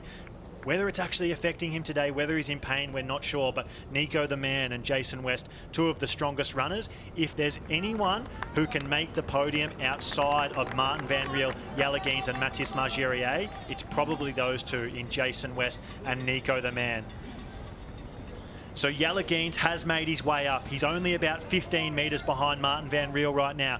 Exiting T2, we know he's a brilliant transitioner. We saw it in T1 and T2. He does take a little bit of a wrong left-hand turn. You can see him in the left-hand side of your screen there. Very quickly corrects it though. That is a little 1 or 2 second thing. That's adrenaline. That happens in transition, but not too big a deal at the end of the day. And as you can see, he's right up on the back of Martin Van Riel's shoulder right now. Yeah, wow, does he look good? Look at that turnover and that bounce. And Chelsea mentioned it, he's just a beautiful natural runner. And that's not to say Martin Van Riel is not. Martin Van Riel is a phenomenal runner as well. But Jelle Geens, look at that bounce and look at that stride length. How good is this, Chelsea? We thought Martin Van Riel was becoming unbeatable at this distance. He put Kyle Smith and Rico Bogan to the sword, Sam Laidlow to the sword, Alistair Brownlee. And then here we have it, his compatriot, his close friend. They've eaten dinner together every night. They've been drinking coffee together. Could he be the one who steals the T100 limelight from Martin Van Riel? He looks great. Martin looks, if anything, a little bit more serious, a little bit, I don't want to say bad because he looks great, but of the two, Jelle Geens looks like the one that's full of running. And just like that, he's taken the lead. Jelle Geens takes the lead here at T100 Lake Las Vegas up the second climb of the day. Can Martin Van Riel hold on to him up the climb? Jelle Geens is breaking away a little bit here, Rinny. Unbelievable. Yeah, you see that move was very decisive, and he's got his foot on the gas right now, and Martin Van Riel is doing everything he can to not let that lead go. But right now, Jelle Geens just has more energy. He has more pop in his step. I think you have this energy when he was falling off the bike for a little while, bridged up to the front group. That is incredible momentum to have going into T2, to be chasing rather than to be hunted. You always want to be the hunter. I think we think about about this a lot. Would you rather be leading the race from the front and defending your position, or would you rather be hunting? And there's just this momentum that you get when you're chasing. This is poetry in motion, what we're seeing right now. All I want from triathlon is a run race, and that's what we're getting today. There's a really interesting dynamic taking place right now. Martin Van Riel, if he was anyone else, he's won 2 T100 races in a row. If he didn't know Jelle as intimately as he does, he might not be as worried. But all week, Martin has made a point to talk about how strong Jelle Geens' run is. When Rachel talked to him before the swim start, who was the one man he pointed out as the person that could beat him? Jelle Geens. It's because he knows him so well. He doesn't fear his run, but he respects how strong it is. So Jelle Geens going around Martin Van Riel at the front of the race and taking the lead, what does that do to Martin Van Riel mentally? Does he go, I knew this was going to happen, I can't run with Jelle? Does it actually deter him a little bit and demotivate him a little bit? It's a really interesting dynamic. You know, I think the race is far from over. We are, 6 laps of this run. We're on lap 1. It's so early in the race. And as we've said, the question mark is whether Jelle Geens can run very well over the full 18 kilometers. It does look like he has the legs today. It does look like he's got that pop in his step today. Wow. And look at Van Riel's body language. Look at that. You see him put his head down. He just looks like he just doesn't have it today. You saw it in T2, right, Rini? He looked cooked in T2. And that back end of the ride, I thought, oh, he's just settling in here for the run. I think he was hurting the back end of that bike ride, and I think he's hurting here right now. And we might be seeing the emergence of a new T100 star in Jelle Geens on debut. Definitely very exciting racing unfolding as we speak. We saw Jason West look like he's down. He was 2:30 exactly down out of T2, now at 2:38. So not running as fast as the lead pair, but Margierier now 31 seconds back from that lead pair. So Margierier losing a bit of time. West running with Mann and Heimrich right now. Heimrich looked pretty good actually, but he does have that 30-second penalty to serve on one of these laps. So that is something to consider and will be a factor through this run. I definitely don't think this run course traditionally suits Mathis Margierier. I think he's much better on a flat run where he can find rhythm. He is a bit of a heavier guy for a triathlete. That means these really short, steep climbs, they're brutal for someone who's even a little bit heavier than, say, a Jelle Geens. And you can see Mathis, he's on probably the steepest climb. It's about a 50-second climb. When you take this right-hand turn here, it really pinches up. It's very, very steep to the top of it. You almost feel like you're walking when you're running up it. And Mathis kind of looks like it a little bit. It is a very, very steep climb, and the camera never does it justice, but it's well over 15% in gradient. It's very, very steep. So Mathis Margierier, he currently sits in 3rd position, 41 seconds back from the leader, Jelle Geens. Matthias Margierier also stepping off the path a little bit there. He had a little stumble. He was stepping on the dirt next to the path. I think he's really working hard right now. He's at the edge of his limit.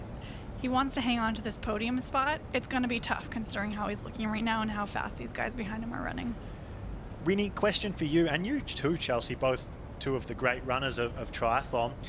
If Martin Van Riel could have gone with Jelle Geens, would he, or would he ever make a tactical decision to sit back, run his own pace, knowing that Jelle might be a bit excited, run a little bit too hard too early, and he'll get him back? You know, I'm just looking at Martin Van Riel now. His body language has changed again, and he looks better again. So again, this race is so far from over, and he's still within reach. Yes, Jelle Geens has the upper hand right now and is very excited. He's run out fast. He has that top end speed. He has that 5K, 10K speed. But look, Martin Van Riel, I think he's running back on to Jelle Geens right now. Clearly a difference in the descent versus the ascent. Up the climbs, Jelle Geens clearly running a lot faster, and then on the descent, Martin Van Riel clearly running a little bit faster, and Chelsea talked about that earlier on in the coverage. Jelle Geens had opened up a 9-second gap. It's back down to 6 seconds now. So Martin Van Riel is still engaged. We talk about this rubber band snapping. Of course he would want to be just sitting on Jelle Geens' shoulder. You want that emotional connection to the front of the race. But he's still engaged here. He's not just letting Yellowgeens go. He is, standing tall. His posture is strong. Maybe he needed a second just to compose himself, take a couple breaths, bring his heart rate down. He's running this downhill very well. We can see him coming back into the picture. So he's still very, very much in this race, charging that downhill, just letting his legs go. That's what these steep descents are about. It's just letting your body go, letting your legs do the work. 4 seconds. We are back. We are very much in there. This is very much a race on our hands. If you think back to Ibiza, which he won last time around, he made the winning move on the run on the steep descent. He attacked Sam Laidlow on the descent and broke away. So we're clearly seeing again that descending on the run is a real strength of Martin Van Riel. It probably means that the decisive moment is going to be the climb on the next time around, and can he hold on to Yellowgeens? These athletes are so competitive, and the only thing they hate more than losing is losing to one of their own teammates. Of course, Martin Van Riel and Yellowgeens are very good friends. They want to be holding hands on the podium together. Martin Van Riel desperately wants to win this race, and what he's doing right now, closing the gap to Yellowgeens, he wants to be right on his shoulder, and I think that we're going to see him run up to him in just a couple of seconds here. Yeah, I think what you said earlier, Jack, yes, this course lends itself to having athletes that have strengths running uphill, have strengths running downhill. Martin Van Riel, clearly a very good downhill runner, and was catching up more on those downhill little sections. But I think there was a moment there where Martin Van Riel had Yellowgeens go past him, and he's like, ugh, I don't have it.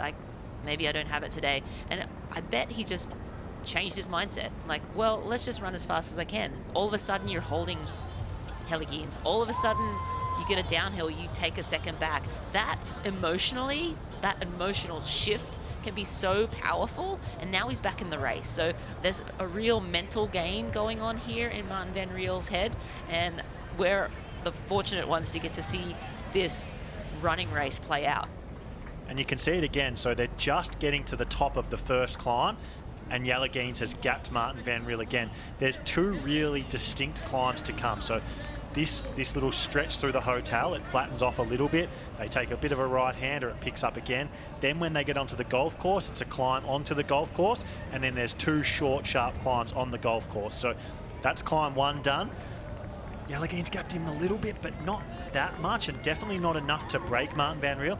And Martin Van Riel also knows one thing now. He knows that if I'm within striking distance at the top of the climb, I can beat Yellowgeens. So for Martin Van Riel, it now becomes a sort of a run of two halves. He has to fight to hold on the climbs, and then he can relax, recover on the descent, and he has to do that every lap until the last lap. That's definitely where his head will be. Hold on the climbs, recover on the descents, and then make your move there on the last lap. Eustace Nieschlag now on the screen. Running well, he has lost a minute and a half to the front of the race now. This position for him is a very successful day. He's a wild card. There weren't a ton of expectations on him. He is newer to this middle distance racing. He's not charging to the front of the race anymore, though. I think that the podium is going to be tough for him. Margirier moving back as well, but Peter Heimrich is making some inroads as well. So still a lot of movement down in that third, fourth, fifth, sixth position. Jason West not having his usual characteristic, super fast run. He definitely, clearly has not put in enough of that run training, but hopefully he can still find some sort of balance where he can ride like he did today and then find that run again, maybe for perhaps another 3 or 4 weeks. Jason West cramping as we speak. So that is really, really disappointing to see. This happened to him in Singapore as well this year. He had the stomach cramp issues. I'm not sure if he has anything else, but I saw him just grab to that sort of right-hand side of his stomach. So maybe that's what it looks like it is. And yeah, reoccurring issue for Jason West potentially, but this could be the lack of run training showing itself. But then Singapore, brutal hot conditions. It's pretty hot out there today. Maybe it's also a bit of a heat thing. So yeah. I think this has already been a successful day for Jason West, having a real breakthrough on the bike when he is fully healthy and fit on the run. he's a dangerous athlete, as we know from his performances last year. Wow, it looks like a bigger gap has opened now. Jellegien's dropping Martin on the uphill, so let's see if Martin Van Riel can make contact again with Jellegiens. It's going to be the story of the day, right, until something gives. So either Jelle is going to give up because Martin keeps getting back to him on the downhill and he's burning too many matches early on these climbs, and maybe on the last lap he doesn't have it, or Martin just isn't going to be able to get back to Jelle at one point. It's going to go one of two ways, and we have seen this both laps. So now the descent becomes critical here for Martin Van Riel because he has to work hard to catch back up, and that has its own problems because it can really beat your quads up when you have to hammer the descents, and that's something that Jellegiens doesn't have to do. So if it comes down to a sprint finish or a really fast last 1 or 2K, if your quads are beaten up because you've had to hammer the descents on every lap, that is not good. Peter Hemrick on the screen now, a really interesting athlete. He has a unique run style, and sometimes I watch him and I really wonder, how are you going this fast? But he's speedy and he's competitive in these races. He's a week out from racing a full distance Ironman World Championships in hot and humid Kona. This is a totally different race, a totally different distance. I'm impressed that he's able to compete at this level here at the 100K when he's, preparing for a full Ironman.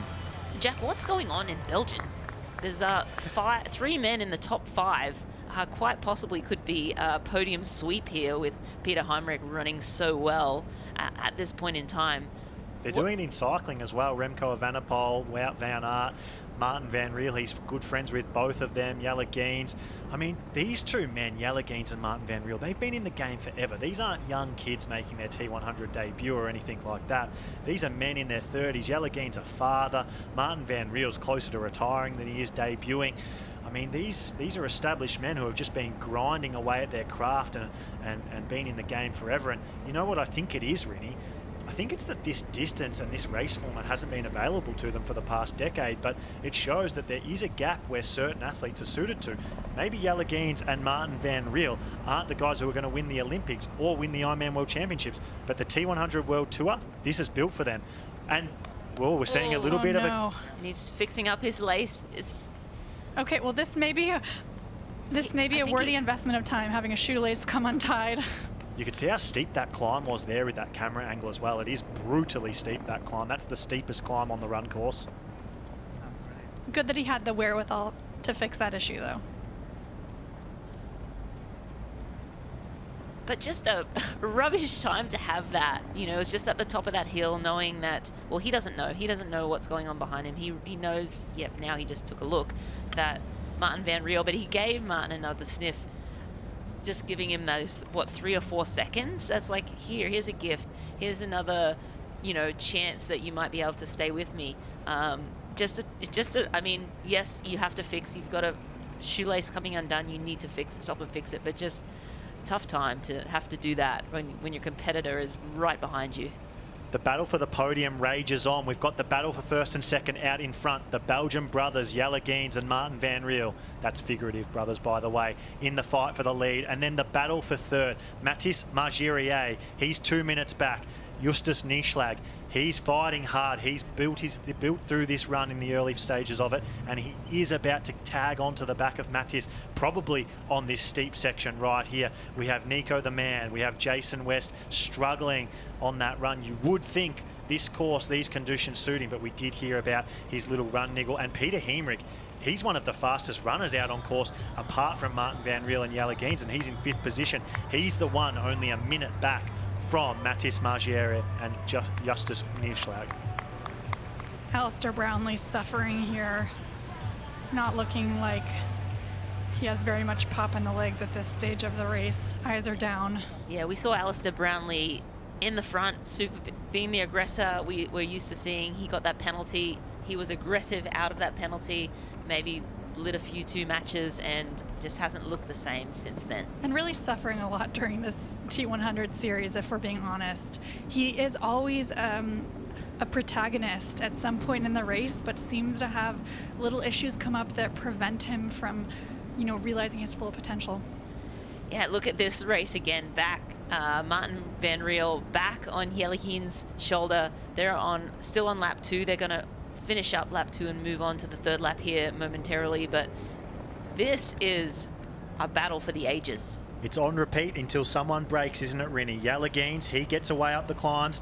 Martin Van Riel, he works his way back onto Jellegeen's shoulder on the descent. How many laps can Jellegeen's run away up the climbs? How many laps can Martin Van Riel drag his way back? And Justus Nieschlag, he's done it. He's made the pass. He's on debut here at the T100 World Tour, and he finds himself on the podium in 3rd position. What a day. What a day for Nieschlag. Justus Nieschlag there moving into 3rd place. Margiria does not have a response from this pass here, so Margiria moving into 4th place. Still, that's where his best performance has been, I believe. 4th place in one of the PTO races. So, you know, very solid. Maybe it's a 3rd. Is that right, Jack? And Margiria, what's his best performance at a T100? T100? Yeah, in Miami he came 3rd, so yeah, that's his best one ever. Yeah. Yeah, so 3rd place, his best finish in a T100 race, but 4th place, still a very solid performance, and he will move up in the points rankings with a solid performance here today. But on debut to have such a great race, Justus, incredible.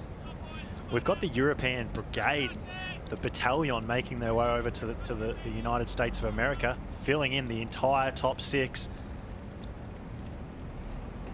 Jellegeen's and Martin Van Riel running stride for stride.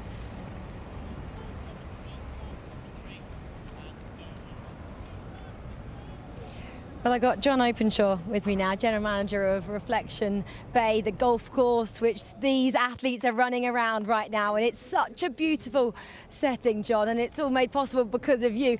Firstly, though, how cool is it to see triathlon on a golf course? Oh, it's amazing. It's absolutely amazing. It's a great setting. And to see these absolutely incredible athletes go out and just run around and show us what the human body can do is inspiring. Tell me about some of the golf events you've had on and the names that you've seen in terms of the golfing world compared to some of these Olympic and world champions we're now seeing. Yeah, it's been an honor to be able to host this kind of a thing. You know, it's a Jack Nicklaus designed course, and so with that there comes a lot of prestige, there comes a lot of players that like to come out and play a real championship course. And so we've been honored to be able to have a lot of names out, a lot of tournaments, and get a lot of exposure that way on the golf side. But this is something else. I mean, this is really taking it to a worldwide level with the T100 Lake Las Vegas, and it's just amazing. What are you going to do to honor it? Maybe will you put the winner's name maybe in the golf club? Yeah, sure, why not? We could put a plaque up or something like that, but definitely it'll be something that we're going to honor and we're going to remember for a long time. And obviously we've got a contract for a long time as well. We're not just here this year. Tell us about that. Yes, we are excited. We're looking forward to the next couple of years and having the T100 out here every year, having it grow, having more exposure, more athletes, more participants. It's going to be a lot of fun. It's going to be even better, I'm sure, if you can do this in year 1. I can't wait to see what you can do next year. John, thank you for having us. Thank you very much. We loved having you guys out here. Back here at the front of the race, Jellegeen's versus Martin Van Riel. Jellegeen's on debut at the T100 World Tour. Martin Van Riel, he's making his 3rd appearance. He's 2 wins from 2 showings so far. But today, has Martin Van Riel met his match? Jellegeen's has been putting in aggressive moves up the climb every lap. They are just getting towards the top of the 1st climb. You can see in the distance, they've distanced Josh Amberger on that climb. They've lapped him, but it does show you how much faster they're running than everyone else up this climb. And here it is again. This dirt section, it's a very steep section that takes you onto the golf course proper, and Jellegeen's, he put a little meter into Martin Van Riel, but Martin Van Riel digging deep and holding on. The story of this run, Jellegeen's, he gets away up the climb. Martin Van Riel, he draws him back in on the descent. It's happened 2 from 2 laps. Can it happen here in the 3rd lap again? How many times do you think they've been in this position, Jack, in training and racing where they're going mano a mano, battling it out, seeing who's stronger? I think so many, to the point that they know how both men are feeling. They probably know the signs that tell you, okay, they're feeling good. They're probably looking for little things like breathing, maybe even just little things like how up and about are they. You know those kind of things when you train with someone. You know when they're a bit down on themselves and maybe not feeling that great. Yeah, they will know all the telltale signs of how they're feeling. And so Yeah, Chelsea, they've never done it for this high stakes. I know they've been at the Olympics, but they've never been in a mano-a-mano heads-up battle like this with this much money and prestige on the line. So even though they've ran together their whole career, this is a little bit of new ground. Yeah, and you look down to the bottom right-hand corner there. The three Belgians are the fastest three on course, running at 3:07 and 3:08. Van Riel and Heimrich there. So the Belgians are the runners on course here today.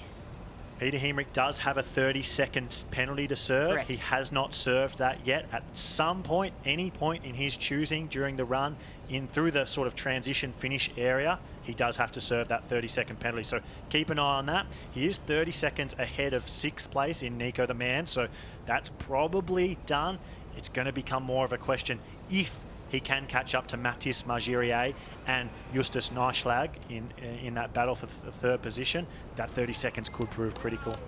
You know, Sam Long is not having the race that he dreamed of and really, you know, spoke about leading into this event. He expected to be contending for the win, as this was a big focus of his season, but he needs to continue pushing because his lowest score is an 8th place from the T100 in San Francisco. He wants to place at least 7th to replace that score to keep him up in the rankings going into the grand final in Dubai. Every place really counts here at the T100 in Lake Las Vegas. Of course, the race at the front is incredibly exciting, but there are all these little mini races along the way. Here we see Sam on screen. He's suffering. He's really suffering, but he's not giving in. He's focused. You can see his turnover is still there. He's driving his arms. He's pushing to catch Jason West, and of course wants the bragging rights of being the top American on home soil here at Lake Las Vegas. Yeah, Sam Long suffering, working hard, but moving very well, and he needs to move very well to move up that overall standings and finish off this season strong. Back with Peter Heimrich here. He is in 5th place right now. And you're right, Chelsea, he doesn't have the textbook running style, but whatever he's doing, it is fast. He's still running the similar pace to what Martin Van Riel is running. You can run fast and not look textbook. You can run fast and not look perfect. And Peter Heimrich is one of those athletes that just can get the job done. It's not about how you look, right? It's about the performance that you produce. And Peter Heimrich has produced some top-level podium performances at the T100 PTO level. I don't want to talk about him too much, but just looking at Alistair Brownlee on the bottom of the tracker, 2nd last he sits right now. He was in front of this race at one point with Martin Van Riel, so quite crazy. But Jason West here, considering he was literally laying on the ground in a prone position, stretching out a cramp only half a lap ago, he actually looks quite good, like he's recovered a little bit there. And oh, Peter Heimrich, he's got Mathis Margirier in his sights right now, so that's 4th position that's to fight for. He'll need to put at least 30 seconds into Margirier as well, given that he does have to stop for that 30-second penalty. So he'll know that, and he'll realize he has a big job ahead of him to get past. But Margirier really looking like he's slowing a little now. 10 kilometres to go here at T100 Lake Las Vegas. The final 10 kilometres of what has been a pretty entertaining and chaotic and unpredictable men's race for the penultimate stop on the T100 World Tour in 2024. Sam Long's such a fan favorite. Apparently had cars following him around this Lake Las Vegas area. Look at this, Chelsea. Martin Van Riel, is he about to make the pass back on Yalagines on the descent here? This is a power move. He might not be feeling good. He might be really fighting to stay in contention here, but they're playing mind games with each other. If Martin Van Riel can pass Yalagines and make it look good, it may put some doubt into Yalagines' head, make him question himself. Has he gone too early? Is he pushing too hard? Why hasn't he dropped Martin Van Riel yet? Also on these windy courses, it's kind of tough to find that sweet spot of where do I pass? Where do I go around? And it's very annoying when you have an athlete kind of keep running in your way, or cutting you off as you're trying to come around. So really tough to get around athletes on a twisty, turny course like this.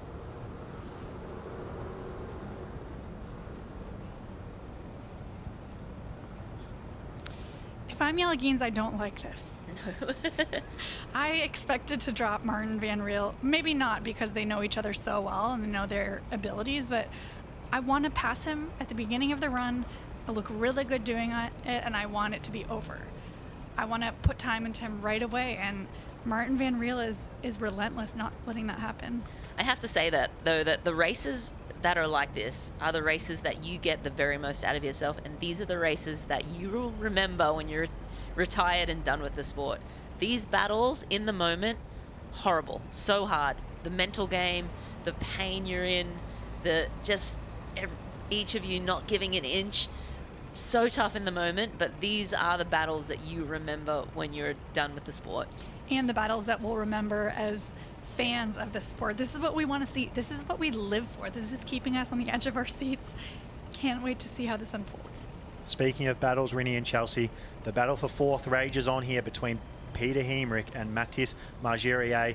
This is the steepest climb on the course, and you can see just how much faster Peter Hemrich is running compared to Mathis Margerier, who has struggled up this climb every single lap so far and bled quite a bit of time. And just over the crest of this climb, Peter Hemrich does make the move into fourth, so that's a big move there from Peter Hemrich. He's a funny athlete where he can be nowhere near it some days and then one of the best in the world on others. And today here in Lake Las Vegas, Peter Hemrich, a week out from the Ironman World Championships, which he is racing, showing he is one of the best in the world. So fourth place right now for Peter Hemrich, still with a 30-second penalty to serve though, so does need to push on, and he will want to, because fourth place isn't what he's here for. He now sniffs the podium, and you can see how he's running, that very, very shortly we might find him moving up into third position. Yeah, absolutely. A battle for that third position now. Justus Nieschlag needs to keep pushing on. I was just going to say, we saw Emma Pallant-Brown there on the side of the course out cheering on these men. That's a great to see the women out there cheering on the men. The men also renowned for going out and cheering on the women as well. So really great to see that on this course. A lot of mutual respect. We all know how much suffering happens on the race course, and so when we have the opportunity to support, we want to be there. Yeah, just looking at the paces of these athletes, Nieschlag about 5:20 per mile pace, I believe. Heinrich sitting around 5:17. So yeah, Nieschlag looking pretty good, I think. Justus Nieschlag, given that Heinrich still has to serve that 30-second penalty, I feel like maybe the podium is set. The battle for first. Yelagines, the T100 debutant. Martin Van Riel, the two-time champion, head-to-head here at Lake Las Vegas.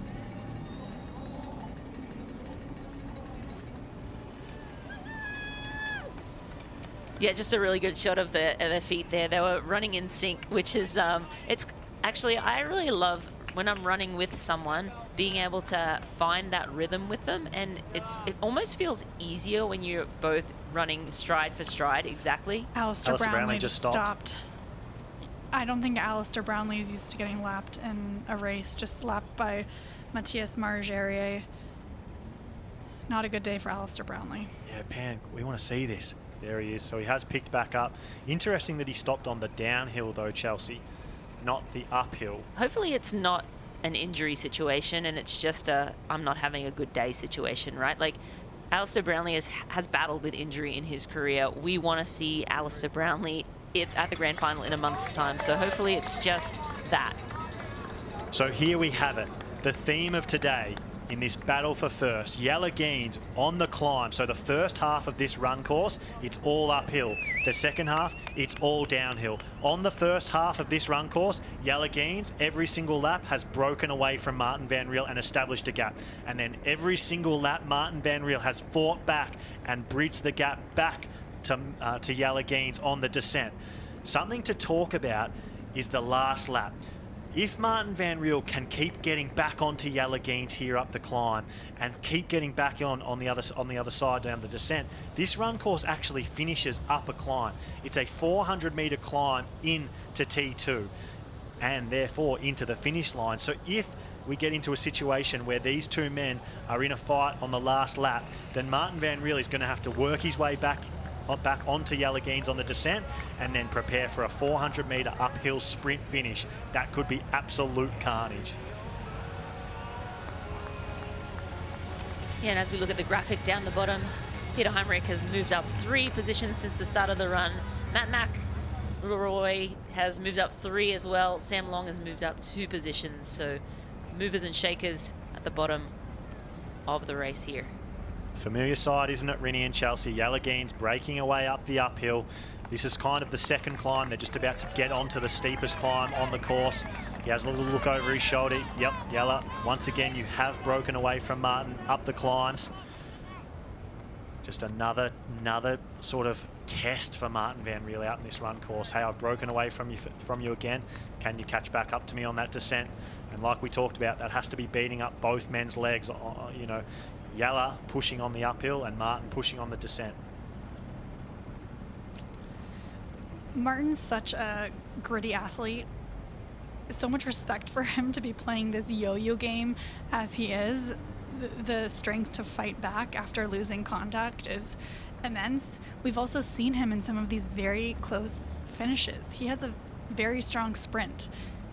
So Yella doesn't want him there in the last 400 meters, even though it's uphill, even though Yella is, you know, running a natural runner. He doesn't want Martin there for the sprint finish. What I think he's going to need to do is really commit to cresting the top of the hill well on one of these, maybe on the penultimate lap, and focusing on the downhill so that he can actually create a gap that's sustainable.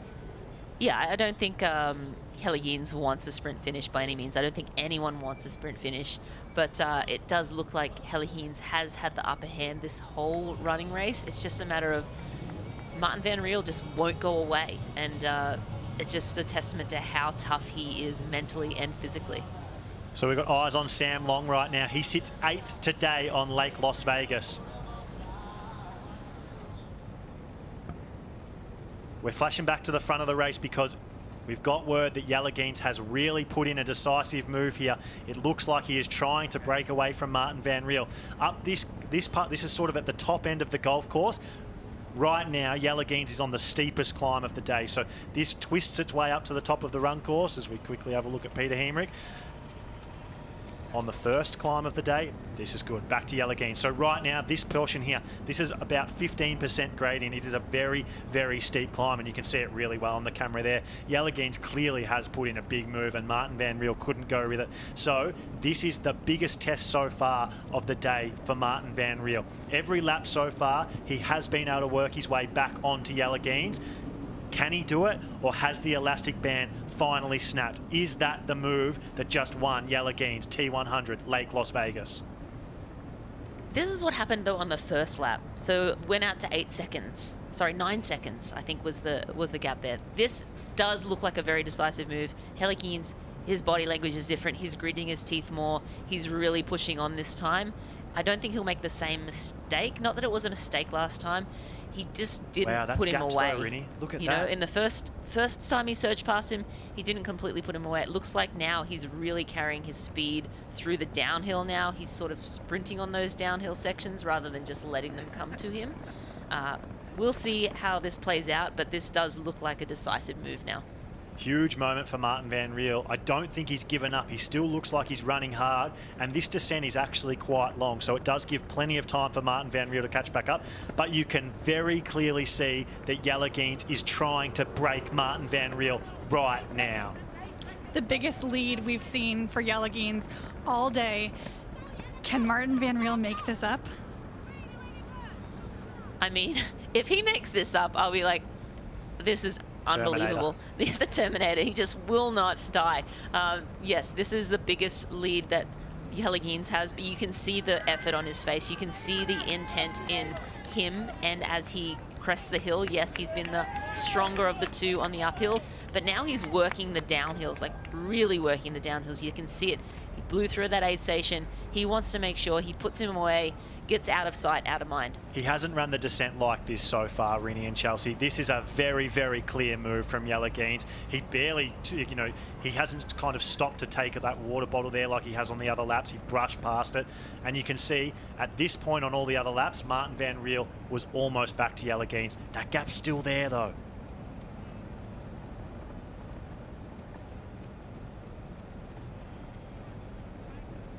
And just a quick little note while we take a break from the lead battle. Alistair Brownlee has DNF. We saw him stop and walk on the last lap. He has decided to pull the pin. And this here is a little look on the descent as well. A little bit further back on the descent, Peter Hemrich, he can see Justus Nyslag. The battle for third rages on, just like the battle for first and second does. Yeah, you think the positions are somewhat set, but then, you know, the tables change, something happens, an athlete finds another gear, or an athlete, you know, slows a little. Now we're sitting at around 11 seconds at that last time check, so it was 12, now 11. He just won't go away, will he? I just saw Martin Van Riel putting his arms out. He's charging down the hill, letting it go, putting it all out there. This point here is the bottom of the descent though. Yalagines is just coming to the bottom of the descent. You know the descent's done when you see them cross the bridge. As soon as they cross the bridge, they have a little bit of a false flat. It's slightly uphill. You then take a steep right-hand turn up a dirt path, which is about an 8-9% gradient little hill. It's a very pinchy hill. So once you see Yalagines go over this bridge, you know for certain it's the first time that Martin Van Riel hasn't caught him on the descent. That's not going to happen now. So now Yalagines, he has that gap to Martin Van Riel, and he has this whole next climb, which is a whole half of the course, to try and solidify that gap and win this race here at T100 Lake Las Vegas. Graphic on the bottom shows you how quickly these men are moving. 3 minutes 10 seconds per kilometer for Yalagines. That is flying on this course. Absolutely flying. And at my count, I tried to get a little split as they passed that whiteboard back there. It seems like it's sitting right around 10 or 11 seconds. This split was at the last time check, but sitting right there. But to your point, Jack, yes, now they go back on the uphill section, advantage Yalagines. That's going to be telling as they get to the top of this lap now. We're on lap 5 of 6 laps, so still, you know, 6 kilometers to go. The race is far from over. But the uphill section, if he can put in another 10 seconds, I think then we'll sort of have our answer. Peter Hemrich, we've talked about it all day. Not necessarily the prettiest runner, but on his day, boy oh boy, wowee, does he run fast. And this is one of his days, seemingly. He's fighting with Justus Nyslag for that last podium position. I think we can say it. I don't know if this is too early, the early crow, but I think Yalagines and Martin Van Riel have first and second wrapped up. It's just which order that is. And so now this is the big battle here for Peter Hemrich. Can he get into third position? We know he has a 30-second penalty to serve. There is only 5.8 kilometers to go. It's going to be really touch and go here for Peter. And his best result so far has been a third place finish, I believe, in Singapore. So looking to get one more third place score, which will move him up in the standings. Yalagines, yeah, still, Martin Van Riel still sitting back there. It's not by any means game over for Martin Van Riel. But Yalagines looking so composed. He's relaxed, he's in control. This is not his max effort yet. He still has some matches to burn, some cards to play, so to speak. He'll keep a little bit in reserve in case he feels Martin Van Riel charging back to the lead. It's a new position for Yala to be in, though. The first time that he's been on the starting slopes of the climb by himself and not with Martin Van Riel directly behind him on his shoulder. I think if I put myself in Yalagines' position, which is very hard to do, but surely that fills you with confidence and positivity and makes you run even faster, Chelsea. These are the days that we live for as athletes. This is a decade worth of work coming to fruition for Yalagines. He may be new to the T100 circuit, but like we were speaking to earlier, he has been in the game for a very, very long time. Maybe we're just seeing where his skills really belong, and it could be at this 100-kilometer distance. Absolutely. Now we see a 13-second gap between the two, so the gap is ever so slightly coming out further for Yalagines, but he is doing the shoulder check here and there. And I think you're right, Chelsea, when you said he is not playing all his cards yet. He looks like he's composed again. A moment ago when he broke Van Riel, he was working hard. You could see the effort on his face. You could see the intent as he sort of let himself go more on the downhills, sprinted the downhills. Now he seems more composed again. We just saw Peter Hemrich go through the penalty tent. That means he has no choice but to take it the next time around. So with about 450 metres to go in the run, Peter Hemrich is going to have to stop for a 30-second penalty and then turn for a 350-metre sprint uphill. That's going to be brutal, but it means this lap is everything for Peter Hemrich. He must pass Justus Nieschlag on this lap and then get 30 seconds on him. Seems impossible, but sometimes the impossible does happen. Chelsea, talk to me a little bit about that decision to leave it to the very last second to take that penalty. That was a tactically sound decision from my perspective. What's key here is that Peter Hemrich has eyes on Justus Nieschlag. He can see him ahead of him, and that is giving him a sliver of a hope that he can run into third position. What he needs to do is pass him with authority. Justus Nieschlag might not know that Peter Hemrich has a 30-second penalty, and so when he is passed, he may throw his hands up and throw in the towel. Throw in the towel. Thanks, Rennie. He may throw in the towel and not realize that he's actually still in contention for that third position.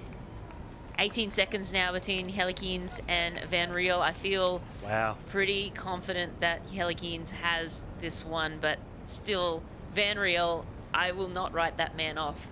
By watching him today, that man is very tough. And you just see him in the background there. He still has eyes. You still have eyes on that athlete. It's not game over. This is great running from Hellequins, though. His form has stayed the same throughout the whole race. What and a he beast. only has 5K left to go. This is impressive for his first T100 event. Absolutely, and this is what we've been wanting to see from Hellequins. We saw him race in Oceanside early in the year, and just got a little cold on the bike, I think, didn't really bike to his ability, and didn't really run that well either. Didn't have this sort of run back then. He did a couple of other 70.3s, as his mum said. He's gotten a 4th, he's gotten a 3rd, he's got a 2nd. It's played out perfectly.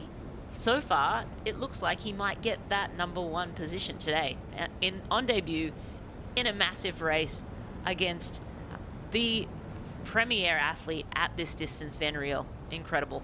Keep in mind, Hellequins was not invited to the grand final either, so this is now decision time for the T100 World Tour. I think they've got to hand out another invitation to that grand final to Hellequins, because even if he does blow up and come second, how can we not see this man at the grand final? So Hellequins might also have stamped his passport to Dubai. Let's all hope so. This is fabulous racing. Yeah, I think we definitely, all us fans, would love to see this play out again in different conditions in Dubai. All the best athletes we want on that start line. We want to have hard, fast racing from start to finish. I think Hellequins will only add to that. But that's a story for another day. We're back with Matthias Magirier sitting in 5th place right now. Still a very strong performance from him today. Jason West now back in 6th place. Nick Mann down in 7th. Long now still sitting in 8th place. Jason West running well again. In 6th place, we saw him lying on the ground not too long ago, and now he looks to be moving pretty well, all things considered. Yeah, West only 20 seconds behind Magirier, so West now sniffing, that 5th place. So even though he's not running to his ability, he's still making inroads on some of the other athletes, and you see him in screen now. Definitely still the best performance of Jason West's season so far, right? Like, not ideal, but definitely the best performance in the T100 World Tour so far for Jason West.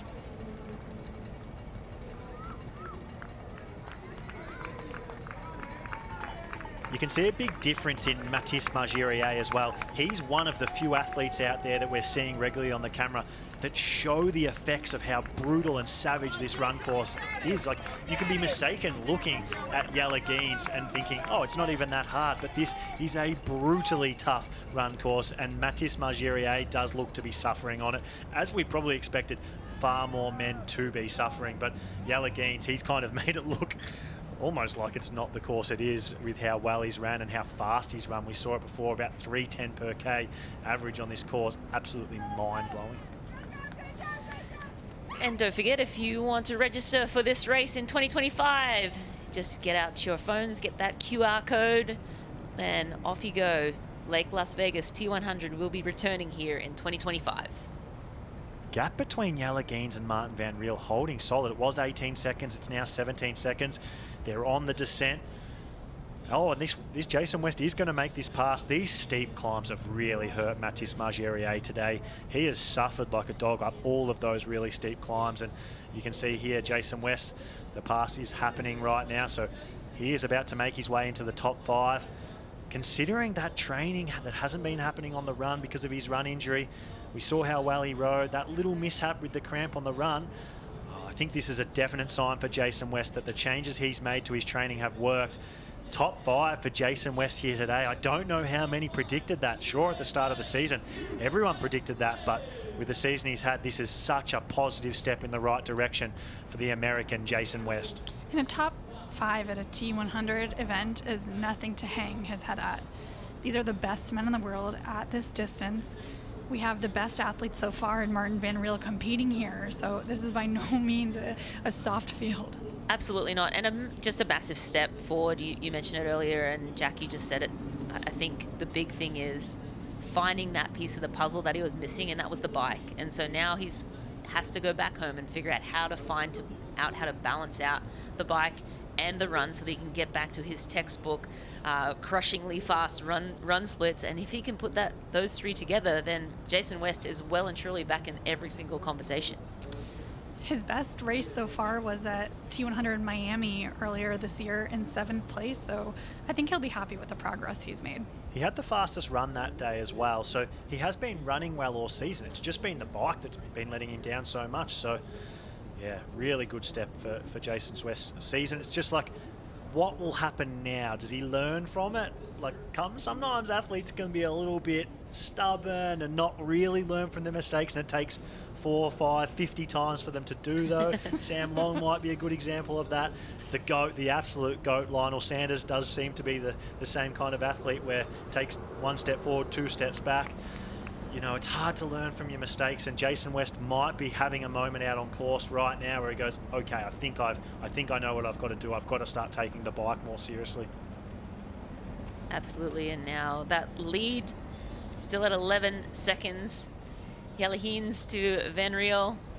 Again, well, we'll look to see if we can get him in vision coming around that corner. Yep, there's the man. I don't think this thing is over. It's not over, guys. I don't think this is over. I feel like okay, maybe it's over. It's not over, you guys. This race is still happening. We're on the last lap, 2.8 kilometers to go for Yalagines and Martin Van Riel, who will be the champion of the T100 Las Vegas. Just amazing racing there. We can see Martin Van Riel come into the picture. I thought that Yalagines had put him away, but I don't think this race is over. Martin Van Riel hanging tough here. 11 seconds behind his compatriot, his friend, and now his rival, Yalagines. Yalagines on debut here at the T100 World Tour. They are on the final lap. Martin Van Riel knows this is the last time he has to do these climbs. He's proved to himself already today how much stronger he is on the descents when he wants to be. He knows all I have to do is hang tough. I have to get 1 kilometre further in this run course to the top of the climbs. If I can be anywhere near Yalagines there, I can put in one last effort on the descents, and vice versa. Yalagines knows this is my time. 2.5 kilometers to go. One more time up these brutal Lake Las Vegas hills. I need to distance Martin Van Riel right now. And if I can do that, this race is mine. The biggest win of my career.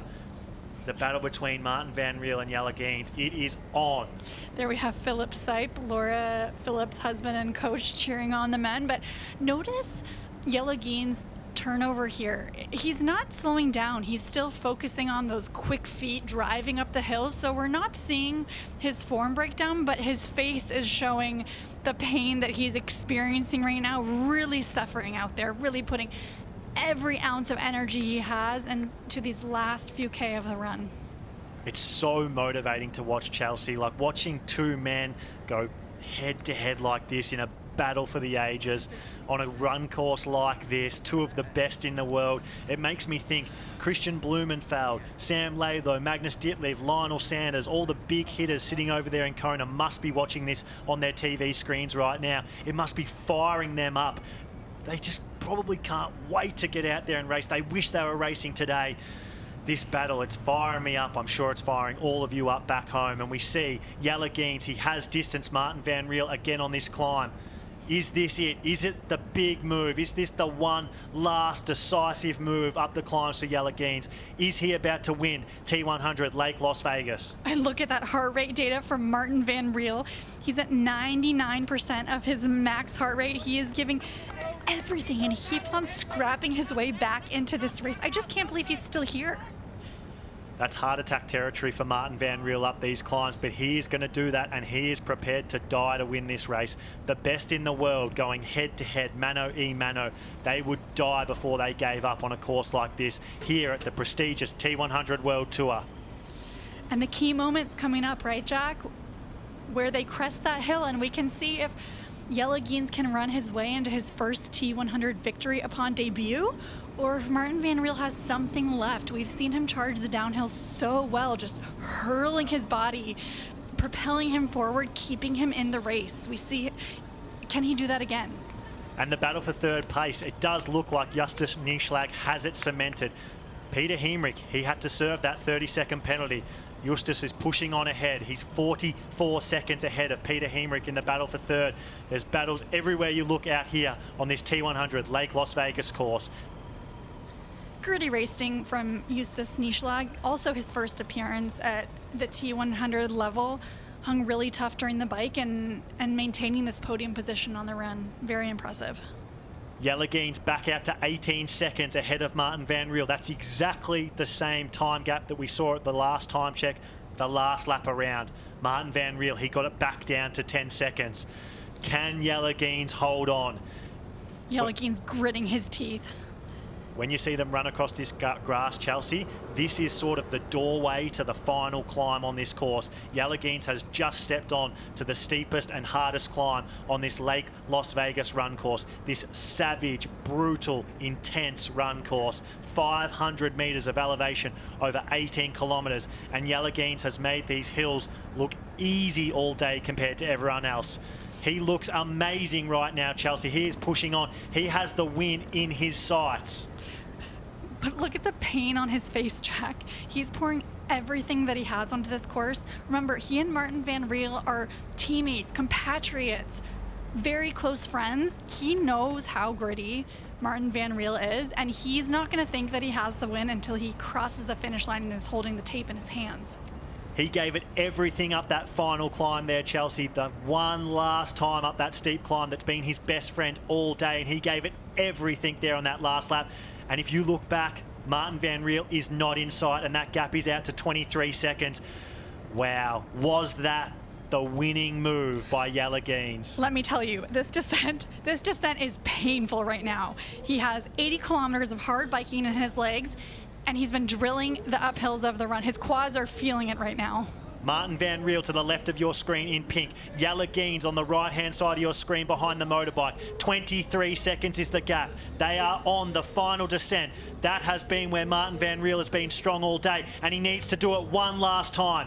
It's everything now for Martin Van Riel. If he cannot get back to Jelle Geens, then the O is gone. The first loss in his middle distance career. He'll still be an elite. Martin Van Riel will still take the overall lead in the series if he maintains his second place position, but he's competitive. He wants a win. He wants a perfect score at the T100, and Jelle Geens might be taking that from him today.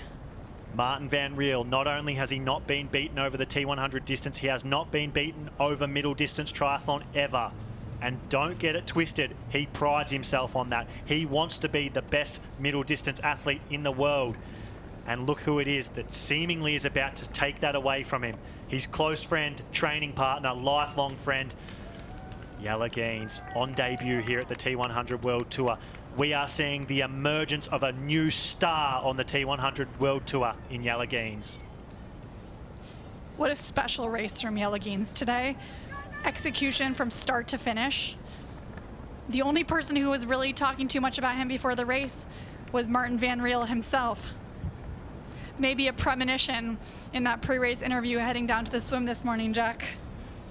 Rachel asked him, who can beat you today? You look unbeatable. You're being called the Terminator here at the T100 World Tour. And he said, Yelagines might be the man. And yep, you're right, Chelsea. He predicted it, as did you, with 50 kilometres to go in the bike ride. You gave the early crow and said, oh yeah, I think Yelagines has won from here. And look at this, you were right by He's feeling the pain though right now because he keeps on looking back over his shoulder. One of the cardinal rules in run racing is that you do not look behind you. But he knows that what's behind him is incredibly hard charging, and he wants to make sure that he can maintain this lead going into the finish. Wow, what an incredible picture. You can see that lead that Yelagines has developed. Martin Van Riel not giving up. His stride is still opened up. He's still charging forward, but this is going to be a really hard deficit to make up at this point. Justus Nieschlag, he has third place cemented. He is now on the descent as well. He is 4 minutes and 15 seconds behind your leader, and more importantly, a minute ahead of Peter Hemrich behind him in fourth. Yelagines, he has just made that final right-hand turn to finish this race. Just 400 meters left for Yelagines. What an incredible performance for this athlete. Like I was saying before, these men have been training their whole lives for these moments. This is just the opportunity that he's been given, a wild card here at the T100, Lake Las Vegas, thumping his chest, pumping his arms. These are the days that we live for, Jack. He knows he's won now, Chelsea. This brutal last 350-metre climb to the finish line. Yelagines on debut at the T100 World Tour. He kind of lost his way a little bit in short course racing. He wasn't the beast he used to be. He had some mixed results over Ironman 70.3 racing. But Yelagines today, here on debut at the T100 World Tour, has found his home. The emergence of a star. Yelagines wins T100 Lake Las Vegas.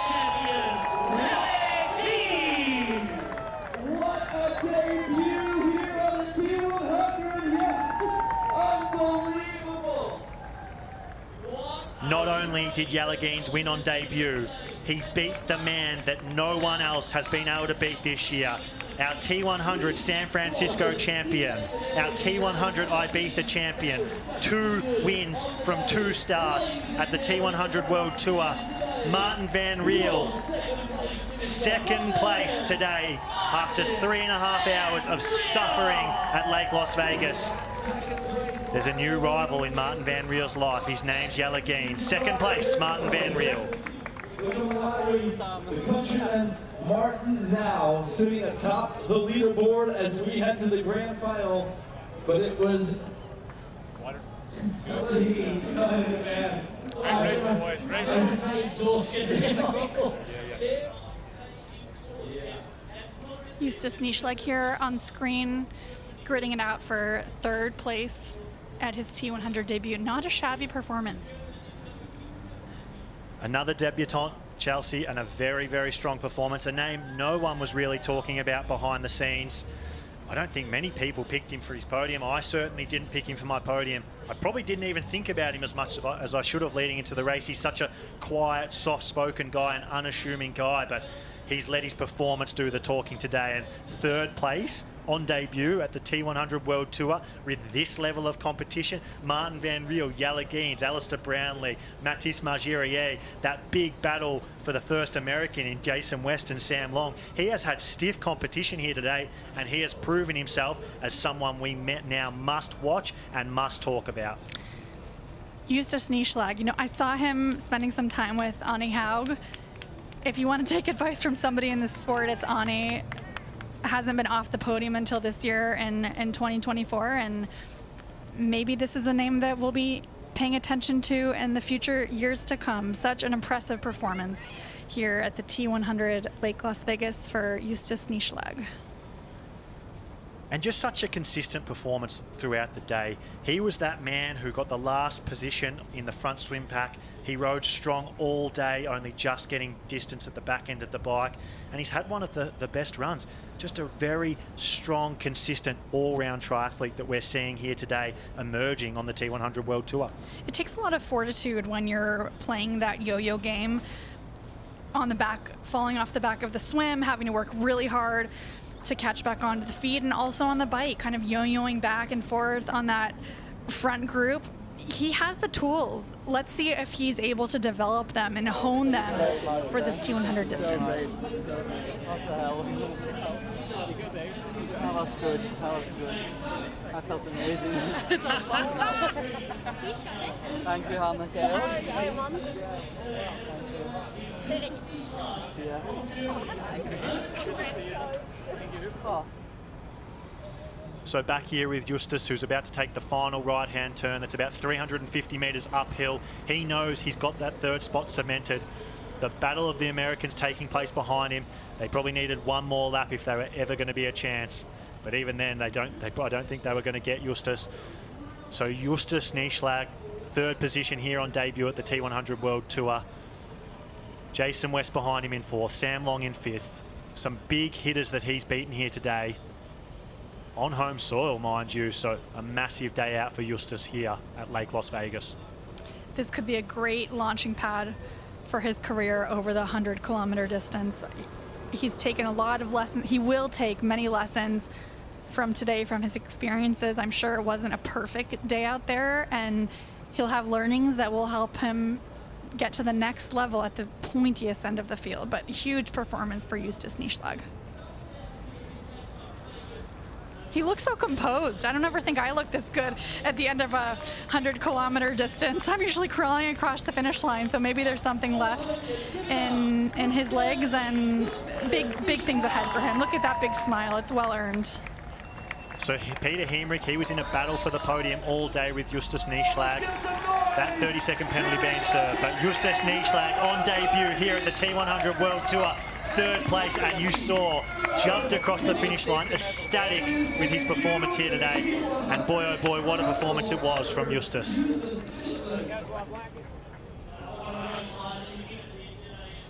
And there we see it, Peter Hemrich, Sam Long and Jason West. You can see it in the back of your screen there. They were in a battle for fourth and fifth with Peter Hemrich, but they weren't able to catch him. That 30-second penalty, not quite enough. So Peter Hemrich, here we have it. So down on the bottom of your screen, you can see Jason West, Sam Long's here as well, and just on the climb is Peter Hemrich. So the battle for fourth, fifth and sixth is raging on. Considering that almost 6-minute gap out of the swim for Sam Long, what a revival throughout the bike and the run, although we come to expect that from the great man. Mature performance from Sam Long. He would have been in his own head all day. He would have had to compose himself, but just not quite enough. And Peter Hemrich, he's the man who held tough despite that 30-second penalty. So fourth place here for Peter Hemrich. Another massive result for him on the T100 World Tour, which is where he's found his home here in 2024. Very solid performance for Peter Hemrich.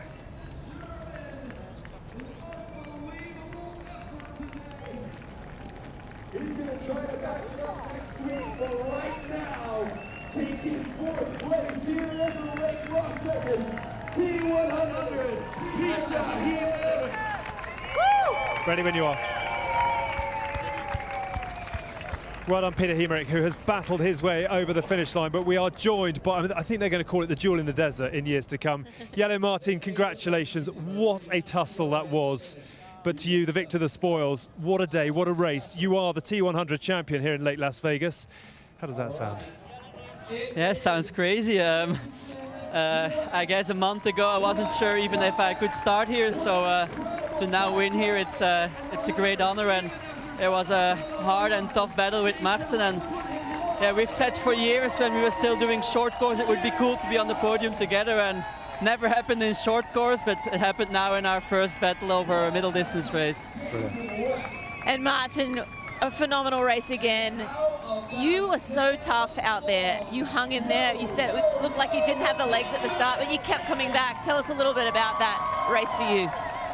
Yeah, it was very tough from start to the end. Actually, like the course is brutal, and on the bike. We had Mattis really pushing, and I tried to push a bit as well, but I was actually suffering on the bike already. I saw Yellow was yo-yoing a little bit with the group, and then on the run it was basically the same. I mean, he's lighter than me, so on the uphills he definitely had the advantage, but on the downhills I always just try to use the gravity Yes, you did that beautifully. to pull him back. But yeah, in the end I cracked. I didn't have it, so I'm very happy that it's Yellow that takes away the streak. To be fair, you called it pre-race as well. You said, I hope it's not, but if it is going to be anyone, I hope it's the man standing on the side. You've obviously got amazing history between the two of you. Tell me about what you were thinking, particularly on the run, when you kept coming back, Martin, you kept coming back. What was it? Were you running on fear? Were you running on tactics? Were you running on confidence? To be honest, I felt really good on the run, and even when Martin came back, I still felt under control. And to be honest, I was thinking I'm going to go for it on the last lap, but then I think lap number 4 it was, I had another. Like I kept wanting to put pressure on the uphill because I felt that's where I was the strongest, and I tried to get every lap better and better at the downhill. It really wasn't easy for me. Like my knees are really hurting from it now, but I felt quite confident. But then yeah, even when that gap opened up, like I was still running a little bit on fears for the downhill sections. But once after the downhill, I still had the gap. I started really believing in it. I'm sure you're going to be frustrated at the end of the day. The consolation is that first, second or third in Dubai, and you are the T100 World Champion. What does that make the next month look like for you?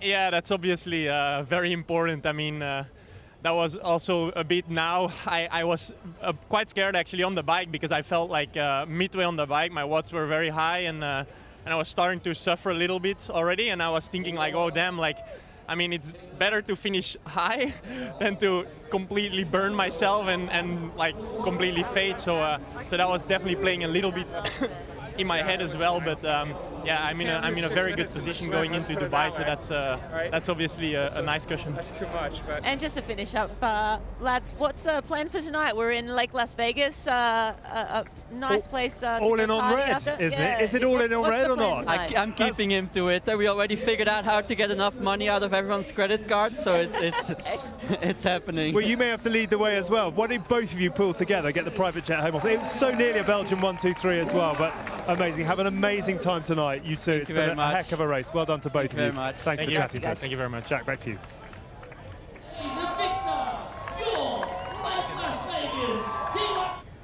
Special day for Yalagains. And Martin Van Riel, you could see that he looked a little disappointed, but if anyone was going to beat him, like he said, happy that it was his friend to do so. So here we have it, the birth of a new rivalry on the T100 World Tour with Yalagains and Martin Van Riel. So much meat. And here we have the standings so far. The T100 2024 standings as it stands right now after that race. So Martin Van Riel on top, 98 points. Only just missing out on the maximum points with 2 firsts and a second. So possible 105 points, he stands on 98. Magnus Ditlev watching back home from Kona. He stands second, the Miami champion on 79 points. Kyle Smith, a really, really hot patch in the middle of the year, but hasn't been able to make it to the last 2 races and has watched Martin Van Riel take over the show. Sam Laidlow, he's proven to the world that he's one of the best over this distance in 4th place with 75 points. Sam Long hung tough all day today, pure grit. And just to refresh your memory on the winners so far, Magnus Ditlev, he won in Miami. Yuri Kjorn, that special performance in Singapore. DNF today, though. A bit of a tougher end to the season. Martin Van Riel, he won at San Francisco and Ibiza. Sam Laidlow broke it up in London. And Yalagains on debut, your new T100 champion at Lake Las Vegas. What a day we've had here. And let's have a look at the finishing ceremony for Martin Van Riel, Yalagains and Justus Nieschlag.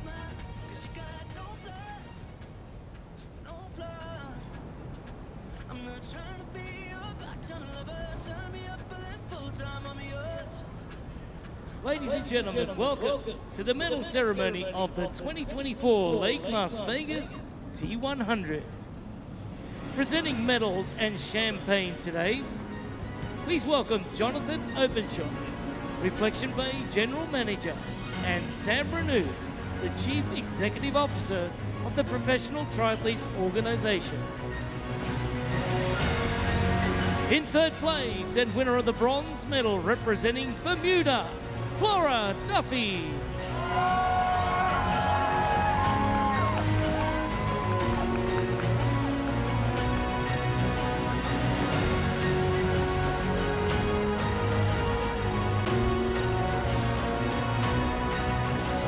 In second place, and the winner of the silver medal, representing Switzerland, Julie Deron.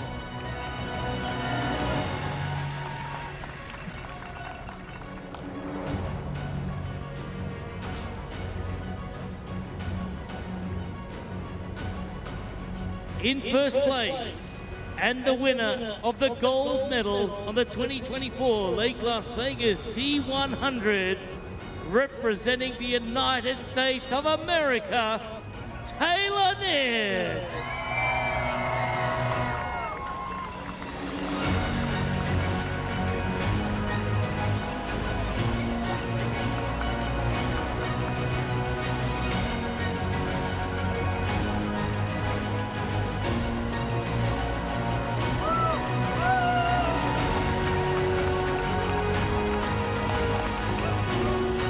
Now please join us for our athlete celebration.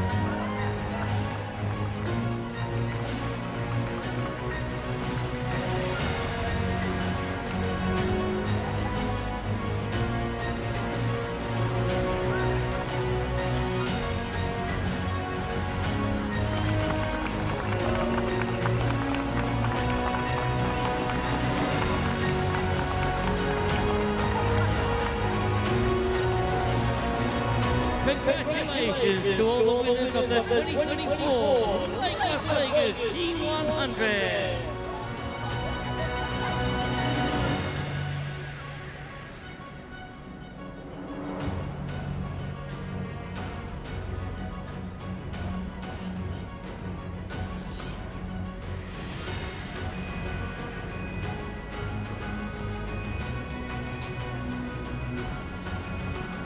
Having a look here at beautiful Lake Las Vegas, stunning pictures.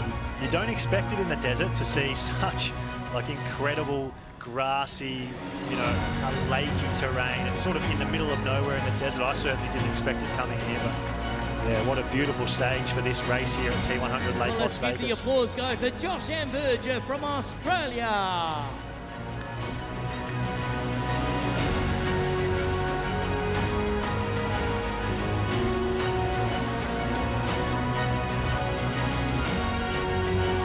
Gentlemen, welcome to the medal ceremony of the 2024 Lake Las Vegas T100. Presenting medals and champagne, Jonathan Openshaw, Reflection Bay, General Manager, and Sam Renouf, Chief Executive Officer, Professional Triathletes Organization. In third place, and the winner of the bronze medal, representing Germany, Justus Nischler.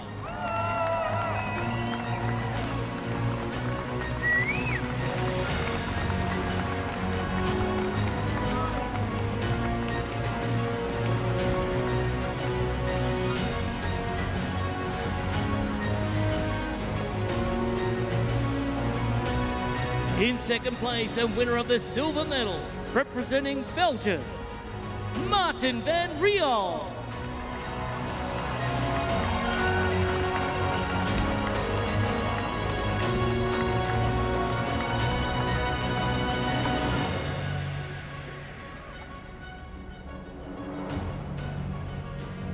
In first place, and the winner of the gold medal in the 2024 Lake Las Vegas T100, representing Belgium, Helle Heens.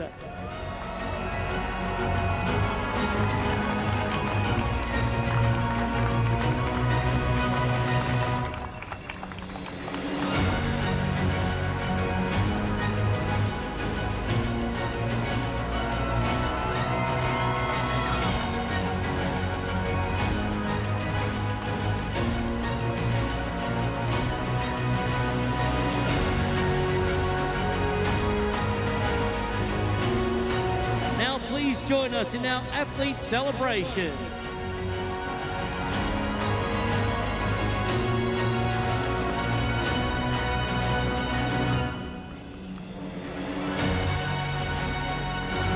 Well, fabulous scenes off the back of a fabulous race. It really does give you everything you want, the T100. And just, I suppose, to sum up the race we've just seen, I jotted down a few notes. The lead changed hands 11 times. We had 6 different leaders, 4 DNFs, 3 penalties, 2 wildcards on the podium, and 1 Sam Long. There'll only ever be 1 Sam Long. I mentioned that because he had the slowest swim and then the fastest bike and ran hard to get home as he did.